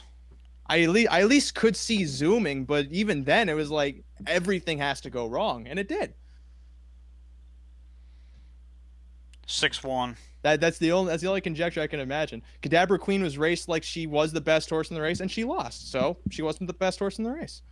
6-1-7-9. 6-1-7-9, the unofficial top four. Garbage. They're 9-2, over 11-1, over 8-1, over 50-1. I Somehow needed Miss Muscle the re-rallied up 11 the to 1 inside to get up there and win that final half in 59 seconds. Yeah. But we're coming to the Meanwhile, London, conclusion. where are they at? This race starts the Super. Did we lose Rod? Is he just gone? No, I'm No, here. he's there. He's just not saying anything. Oh, okay. Hi, Rod. I've been saying stuff. Oh no, we might have lost Rod. Ray lost Where me. is he? Rod. I'm here. Rod. He seems to be moving. I'm here. Rod. You're muted. Yeah, why am I muted? Rod, we cannot hear you. I don't know why. They can hear you in video land. Yeah, We Can't. hear you. I don't know why. We Don't can see your talk lips like moving. we can hear you. Don't be saying you can hear me, because we can't hear you. Yeah, we really can't. I don't know what they're talking about right now. You're doing that smirk, so I know you said something. I smart. wonder if he's acting like he's talking, but really is. Oh, that is a good point. That's something he would do. These guys have Oh no my God, idea. That would be really funny if that's what he was doing. Now that's too smart for Rod. That's like a Ray level joke. Let's be Yeah. real. If he did that, that is absolutely. I don't know why they I can't just hear have to me. say. It's pretty funny though. I don't think. Because at this, he would have given up at this point. Terry hears me. You guys don't. I want to see what this drop Losers. pays at Meadowlands. Should be good. Meanwhile, they're getting ready to line up for the final leg of the pick four at London. 2-5 Only- on OK Man. 2 minutes left here. Who, Oh, if that's you're- a nice horse. Okay, man's a really nice horse. If you're alive in this pick four to OK Man, it's gonna pay. You ready for this? What? $10.09. Huge. This is Well, why I got at least into I'm this live at Mohawk. Rod, seriously, we cannot hear a word you're saying, so help us, please. I just wonder if we're muted on his end, which means once again the radio is the most reliable feed. Let me text him. God save the radio. And SRN1. As we have 1 minute and 15 seconds to post, counting down by virtue of the passage of time. That 1:15 now minimized to a 1:03. Now down to a minute. I don't see how OK Man loses this race.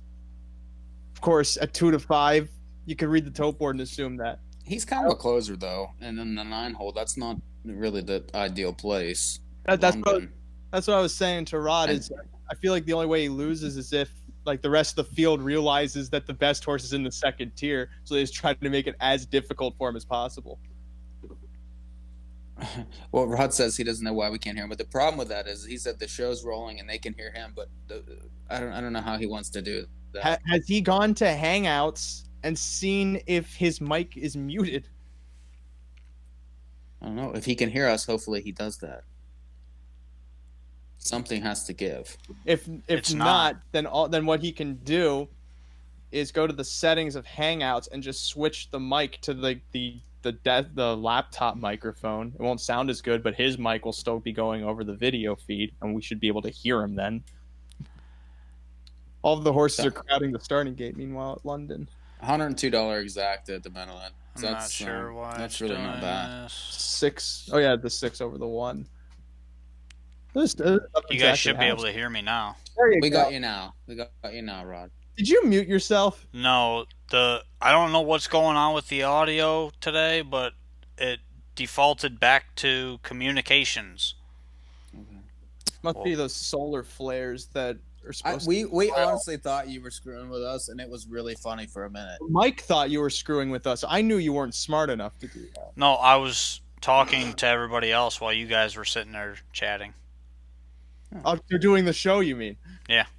They're lining up for the final leg of this pick 4 at London. 3-5 on OK Man. 4-1 on Simon Said. 7-1 on Go Mud. I like Go Mud. Good price.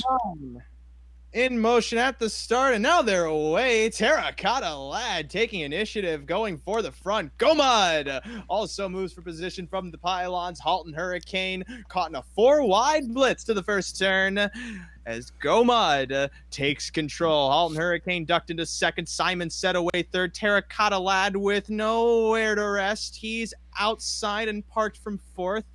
8 Ya Fingers Louie races fifth, now takes fourth as Terracotta Lad searches for somewhere to breathe.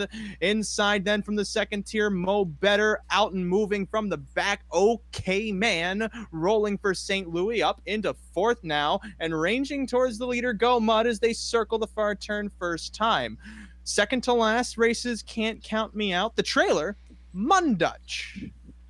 To the top of the stretch first time, Go Mud soon to face a challenger as OK Man creeps closer to the leader. Halton Hurricane in the pocket. Now outside comes Simon Said with cover to follow. Third over, 8 Ya Fingers Louie. Terracotta Lad races sixth to the clubhouse turn, gaps towards the rear of the field. Mo Better. Inside of Can't Count Me Out, still trailing, Mundutch.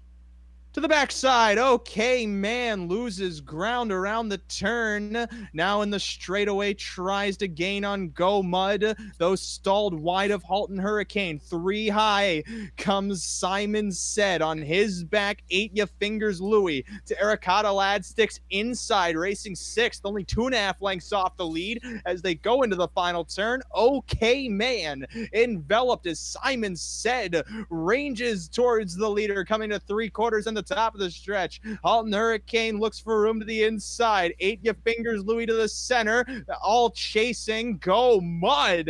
Go Mud narrowly outside. Simon Said surging past. Now Simon Said to the lead, drawing clear in the finale. Simon Said over Go Mud, then tight for third there, and a final time of 2:05 and 2.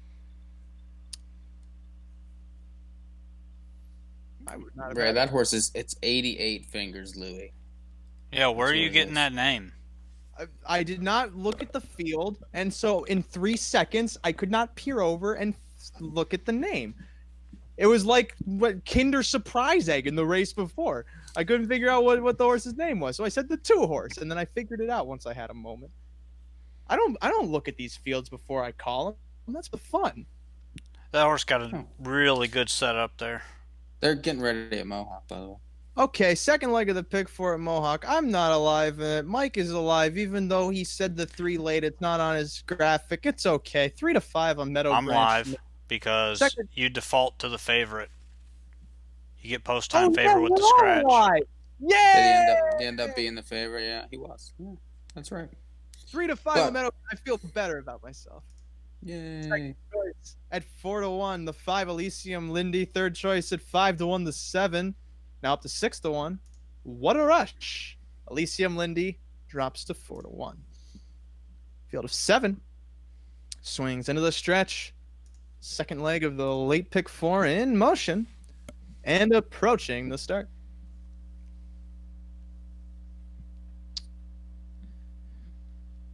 Often trotting Heineken Sealster shows speed from the center. Outside of him, Elysium Lindy moves for a front spot. Memo from the pylons procures the pocket, while Dottie, unhurried, races to 4th past the first 8th and towards the first turn. Meadow Branch Memo, the race favorite, sits 5th then, ahead of Mystery Bet 6th. What a rush. Trails the field of 7 to the opening quarter, led by Heineken Sealster. He has about a 2-length advantage on Memo through a 28-2 opening clip. Elysium Lindy races 3rd to the backside, with Dottie remaining 4th. Meadow Branch Memo then 5th as the field tightens towards the half. Mystery Bet still 6th. What a rush 7th. Meadow Branch Memo looking to flush some cover from 5th heading towards the half. As the field otherwise races single file behind Heineken Sealster. And Sylvain Filion, a length and a quarter better than Memo from the pocket. Elysium Lindy still 3rd. Halftime goes 58-2 as Meadow Branch Memo now commits to the outside with no cover to follow currently into the far turn. Mystery Bet, meanwhile, loses ground as the field begins to accelerate. Passed by What a Rush in the backfield. Meadow Branch Memo, meanwhile, has ground to make up on Heineken Sealster. The margin 2.5 on Memo, extended from 2nd. Elysium Lindy locked in. Dottie now with room to trot as Meadow Branch Memo comes closer to the leader past 3/4. 126-1, a 27-4 sprint around that turn to the top of the lane. Heineken Sealster in front as Memo now pops pocket for Wah, goes right by to the lead. Memo with a neck in front of Heineken Sealster, dropping back to the inside off cover. Meadow Branch Memo deeper on the track. Dottie coming into the 8th pole. Memo with the advantage. Dottie surging closer. Meadow Branch Memo in between them, but Memo Bang, wins bang. by 2. Dottie 2nd. Meadow Branch Memo 3rd in 155-2. Bang, bang. I got an 11-1 shot there. Me too. Well, since I had all, I guess I did too. Bang, bang. Yeah. We're all live. You could have. That was just one of those races. I mean, I couldn't stand the one on paper, but I could see him winning because they're just also, I could even see the 2 winning. I mean, that horse is 18-1. Should have never been 18-1 in the race, but that's another story. Also, how does Moreau go off 11-1 and 18-1 and finish 1-2? I mean, because they bet the 3. Like sometimes they just bet the wrong stuff. Like I don't know. It was one of those races. Meanwhile, like we talked about the all button the other day. Yeah, that's one of those races. Now I know you like the 1, and I get it, but I'm saying for me, like I need the all button there to find the 1 horse. I don't find it any other way. that sounds like a you problem then. Oh, okay. Mhm. Whatever. Bang, bang. Rod and I had an easy time finding the 1. I just thought the horse would show speed, and I knew the other speed was Heineken Sealster. And if one of them got to the front, it was either the one quits and the other one goes, or the other one quits and the other one goes. That makes sense. And that's how it turned out. Memo sat pocket, went right by Heineken Sealster, who quit like usual, and everyone else had too much ground to make up. Well, Meadow Branch Memo, for some reason, in a field of 7, trailed by a lot of lengths, even though he was the favorite. Well, guess what? The It's a Hanover typical Hustler's match, with us right? now. They Already. must be planning an entrance. Incorrect. No entrance. I have to keep you on your toes, my friend. That's why I was waiting like with bated breath for this, especially since you were muted and all kind of stuff. I'm like waiting for the wrestling entrance or the Bret Hart entrance or something. You see, now, the next 20 minutes, it's actually a surprise for both of you. We're going to be guessing the Hustlers' blood sugar. All right, I'm going to start. Russ, I'm going to guess. Anything under 350 is a sucker bet. Ooh. I'm going to go 12 parts per million. Am I right? Am I right? Doubtful. Yeah, I don't. Yeah. Okay, no, you'd be dead. That's my fault for guessing that low. Russ, I apologize. I'm better than that, and I yeah, can we just talk about the pick 3 at Rosecroft? Why would you want to do that? Because I don't like talking about blood sugar. I realize that was a sensitive subject area for you. It is. Most of my family has diabetes, so thanks. Sometimes when I stand up, I feel... Is that some sort of like... Let me give you a break, Rod. I was trying to make Ray feel bad. What do you want to talk about? You're like, yeah, thanks. Human function that my family is deficient in. God. It's not my fault. Sometimes the way this show goes. I could say something about the sun going down, and Rod could go, I knew someone who was killed at night. It's like, what am I supposed to do about that? The sun always goes down. People die at night. People die. So does Rod. People die in Russ. I hate to break this to you. People die in general. I know. Santa's not real either. Every Hanukkah I've been putting He's not? Your sock. Blasphemy.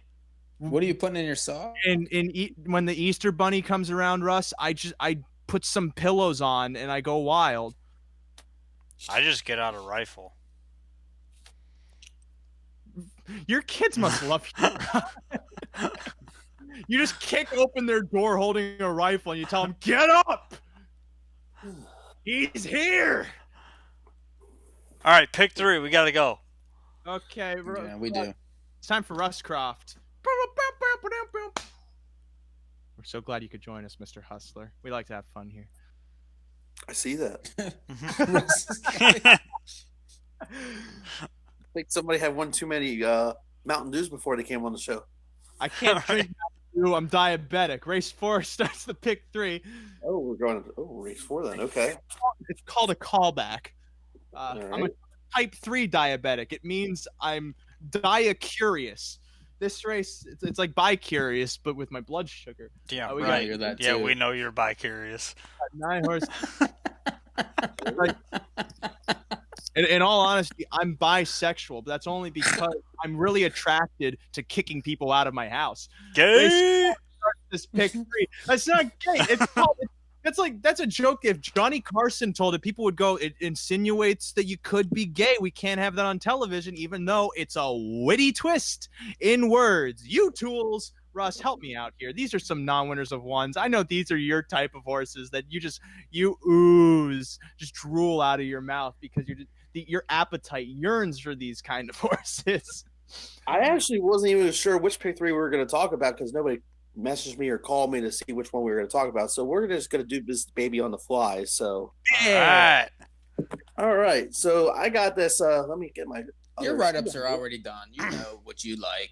Russ is a big fan of the 0 for 33 horse whiskey and Coke, I bet.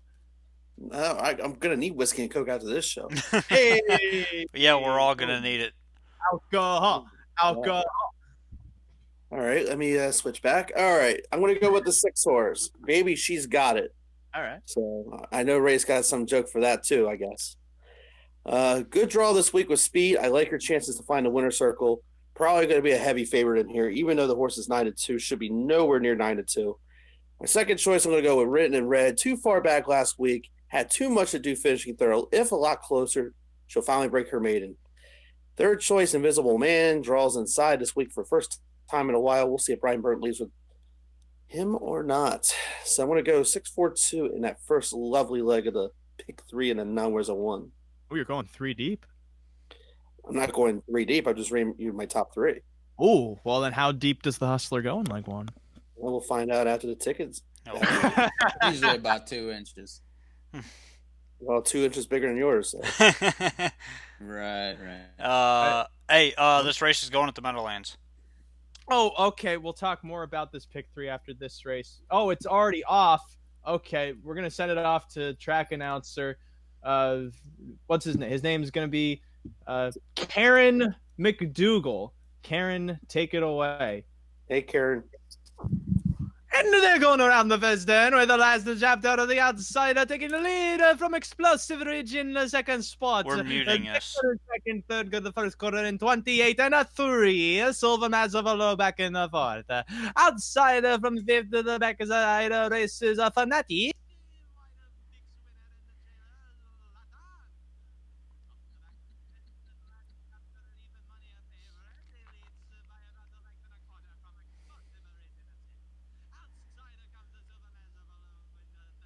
Moving up towards the leader with the Spectre now locked in by Fnatic to a 50, 6 and a 2.5.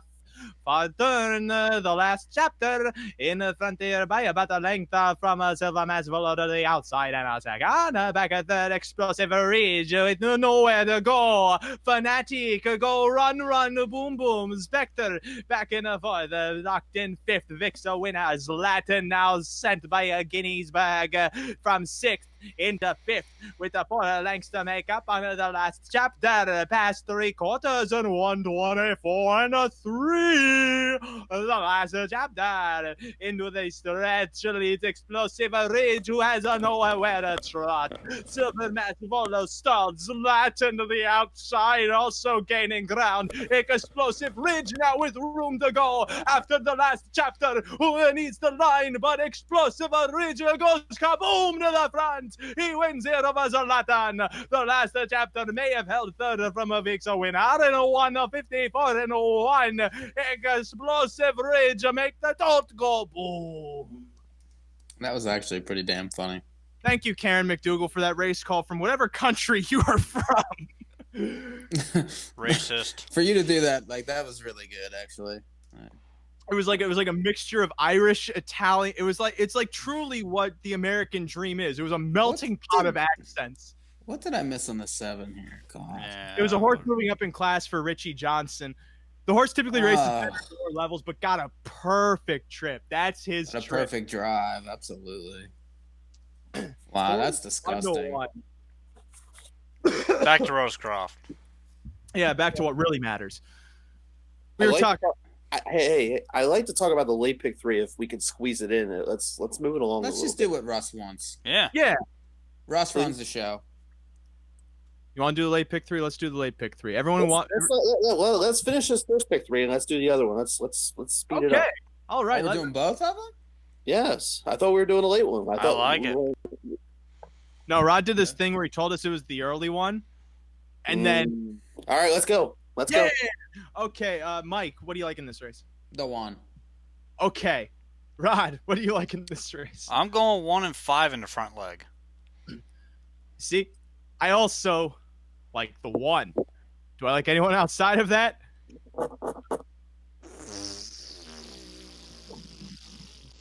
Moving on. Like 2. Race 5. Now there's a 12-5. Another fantastic class that I only know the Hustler. Just another one of those classes that he just gets so excited for in the morning. It's not too. This race isn't too bad. Okay. But anyway, gets a driver change to John McKinnon on the Pants Formative. Pants Formative's last win was on October 9th with, you guessed it, Johnny Mack. He'll need a second or third over trip this week to get the pie. Second choice, I'm going to go with number 6, JK on a roll. Sat in the pocket last week, got tired late in the mile to finish out of the money. We'll need to do better if going to contend in here. Third choice, Jet Aviation to 2. Nearly stole the race on the front last week, but got caught by the truth about David. Likely the speed of the race goes through Jet Aviation. I'm going 5-6-2. It's my top 3 in the 5th. I heard some tones of Mr. Houston in your voice. No, you heard sounds of the double H. The double H. The double H. Yes. Mike. No. I agree on the 2. Draws well. And, that was actually a decent race off a 6 scratch last time. the driver, gets along well with that one. So I don't mind the 1 either here. Last couple of races gets the driver switch, and Roberts seemed to race well with this horse back in October. Doesn't really like to win. 6 for 213. I don't know who's feeding him for 213 starts, but 2 and 1. Rod.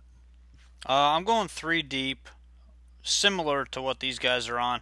I'm going 1, 2, and 5 there. I like the 5 quite a bit in this race, actually. Oh, you don't know what I'm on. You only wish you knew what I was on, so that you could be on it too. Correct. I agree. You're on that special kind of something, but I can't say it on air. Correct. Oh. I don't know about all that, but Oh. all right. Oh. Race number 6. Drug test me, I dare you. I'll pass. I like Jet Aviation also. Maybe improves. Second start off the 6 scratch, likely folded on the front as a result last out because it was his first start off the 6 scratch. Other than that, also kind of like JK on a roll, who dipped back to this class level last out. Didn't really show much off the pocket last out, faltered to finish 6th, but maybe second time at this class it works better for him. That's what happened a couple starts ago when this horse popped. It's the 5-2 favorite to win. So maybe he just needs the familiar grounding to get going once more. And for a third shot, I try Little Power, who 2 starts back went a really big mile to finish 4th, and last out just seemed like was put into a tough spot to race. So maybe if they're a bit more aggressive with him off the gate, he's a bit more competitive. And if he doesn't get off the gate, then he just threw more money onto this ticket for no reason. I'm 2-6-7 in that second leg.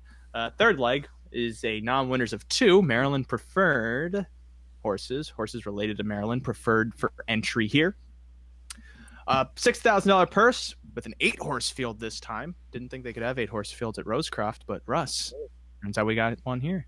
All right, here we go. The 6th race. I'm gonna be honest and lie at the same time. I'm gonna go with Honest Liar. Ooh. Did a nice job in his first race here at Rosecroft. He looked like a winner at the top of the stretch, but got a little sleepy in the stretch to finish second. Expect another good race from him this week. Hopefully he can finish the job. Second choice, I'm going to go the 8 Western Adventure. I really like his race 3 starts back, much closer to the front, and actually gave Rockin' the Shades a real scare at 106-1. So if he can get a decent trip, we'll see what happens.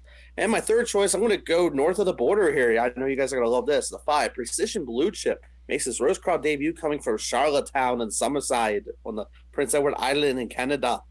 Ooh. Has a mark of 55-2 on the 5/8 at Kawarthia Downs. If you're looking for a price, maybe you can use him ? So I'm going to go 685. How about you, Mike?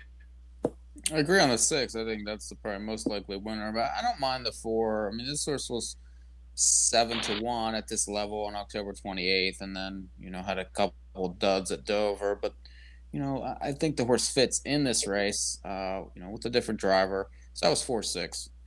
Rod. Similar. I'm going 5-6. I like the shipper, and I like the 6 being second start in the barn and locally. Going to be tough off of that. Probably going to be a dead chalk somewhere around 1-2. So 5-6 for me. 6. I had to say one more or else we get canceled. So my ticket then for 50 cents. I'm 1 with 267 with 6. $1.50. Nice little fun investment. How about you, Mike?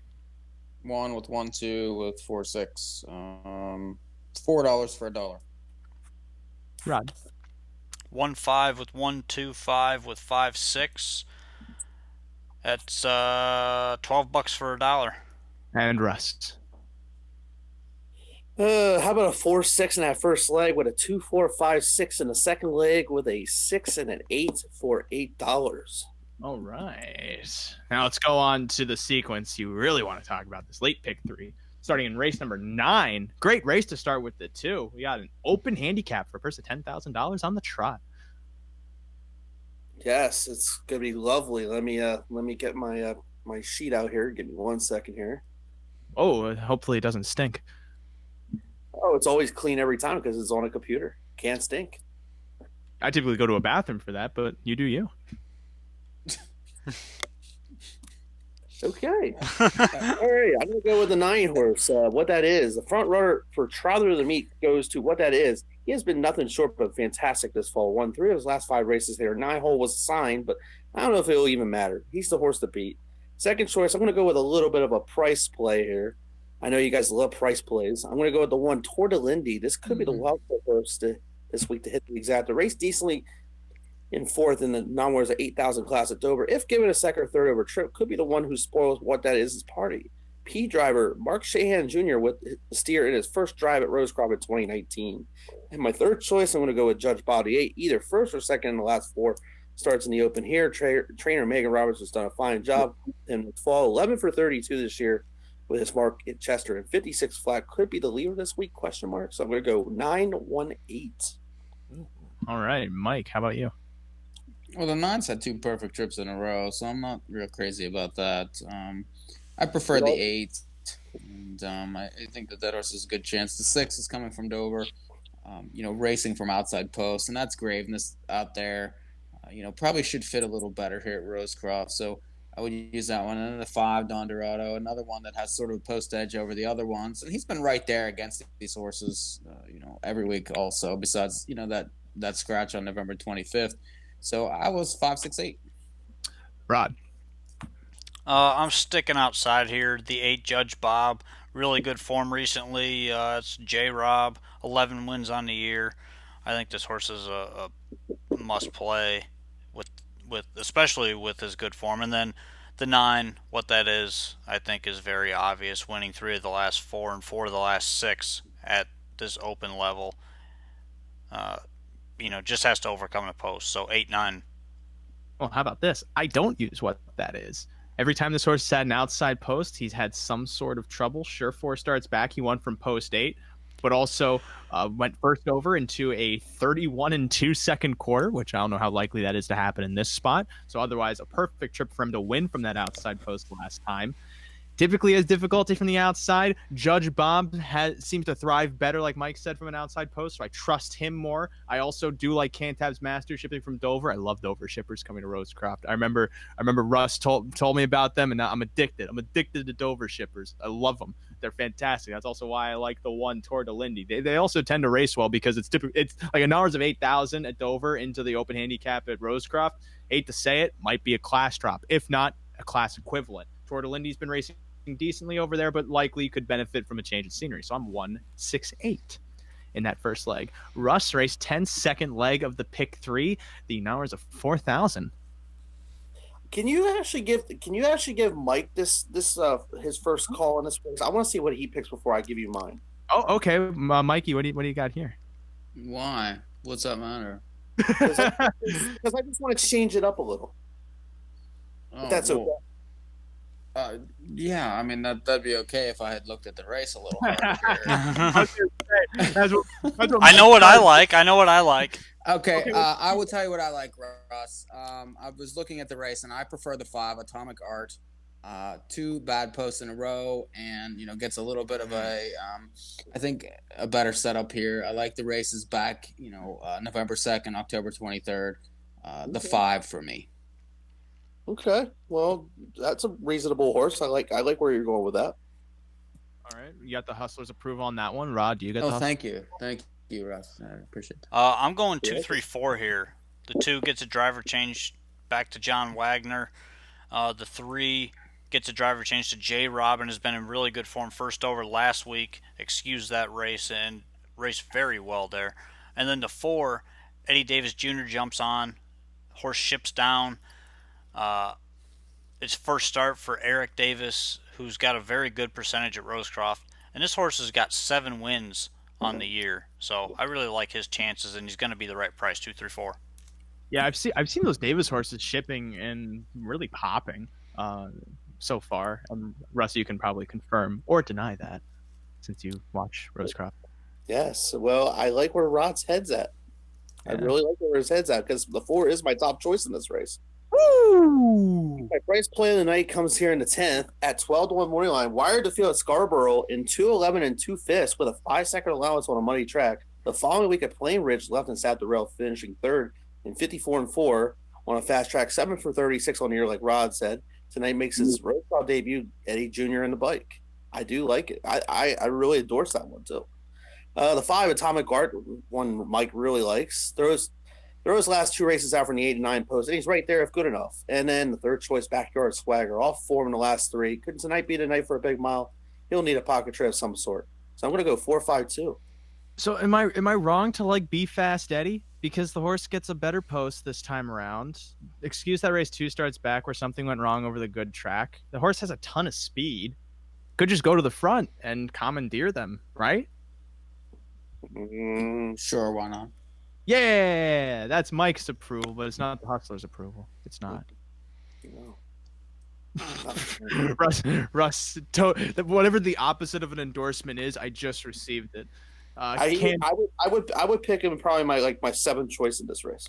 That's how much I don't like him. But that's all.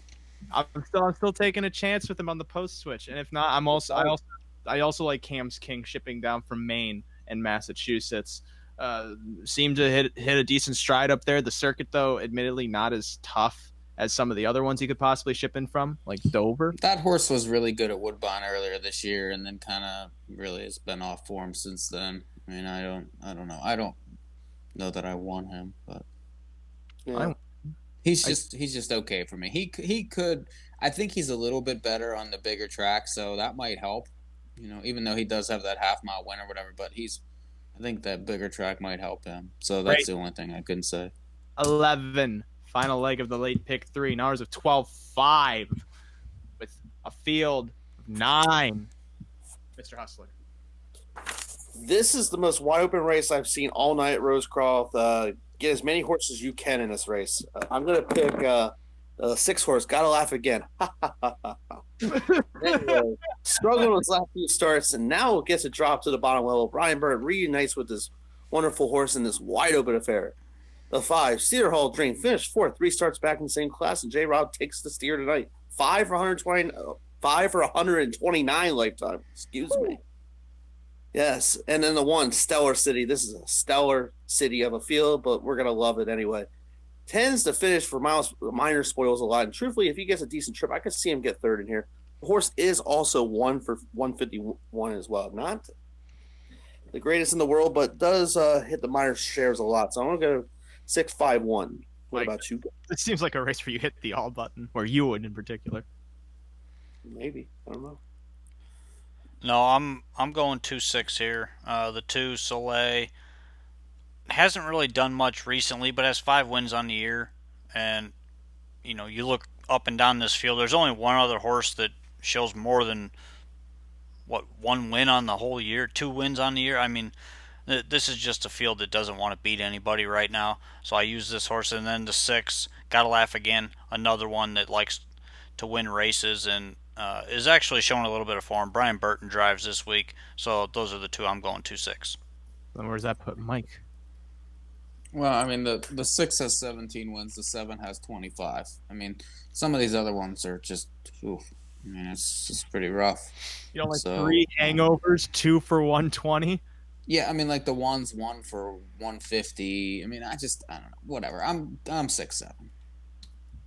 I'm also 2-6. So my ticket goes as follows. I'm 1-6-8 with 1-4 with 2-6. That totals $6. Mike? 5-6-8 with 5 with 6-7. It's 6 beans. Mike or Rod? 8-9 with 2-3-4 with 2-6. That's $12. And Mr. Hustler. I'm gonna single what that is. By the way. Ooh. Yeah. Okay. No rate that too much. I know he's probably like I better add that horse in my pick 3. I'm gonna add him. Since you singled, I'm adding. My ticket's now $8. Titus Sealster scratched at the metal. $8. Gotcha. All right, and then I'm gonna go 2, 3, 4, 5 in the middle. And then if you got any money left by the end of the card, go all on the final leg. I have no clue in this race. I think the 2 is probably the longest shot in this. Well, obviously, he's the one in the field. I think he's got the worst chance to win this race, in my opinion. Yeah, but I know he's got 5 wins, but they were at Northfield. I don't respect those miles that much. And quite frankly, I don't really like anything in this race. So use them all. So I'm going to spend Huge. $18. I'm being honest.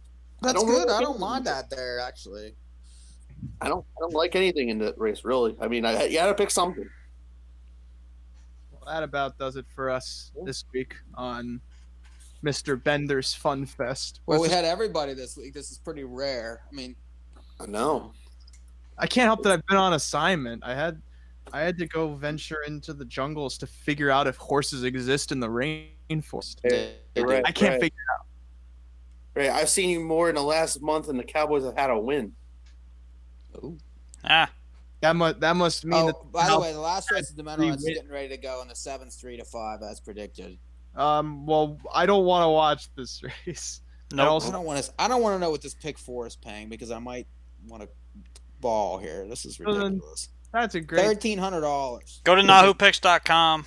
Check out all the analysis tonight, tomorrow. I'm trying to end the show. I'm getting steamrolled by everyone else trying to end the show. This is weird. This is Steamroll Hanover saying good night, everybody. This has been another edition of North American Harness Update, where only one person knows what's happening, and then the other two act like it. Which one are they? Well, that's part of the fun. Is you have to figure out. We switch the role every week, and then the winner gets to get some shirts. Actually, that's not how they get shirts. We have a Rod. Tell them how to win merchandise again. Share our stuff. I'm going to post a 360 video tomorrow. Share it. Yeah, just do that, and then we'll send you some stuff if you do. And if you don't realize that you're entering to win something and you win some stuff, well, then that just incentivizes you to just share all the time. Just share. You see us tweet something like, "Hey, the Pope, he's cool. Share that," even though it means nothing, but it's a fine statement. That does it for us. I've been Ray Catoli's Mike Prebosi, Rod Adams Jr., the Hanover Hustler, and Ducky's Dynasty is most likely about to just romp this field. I'm going to be very upset.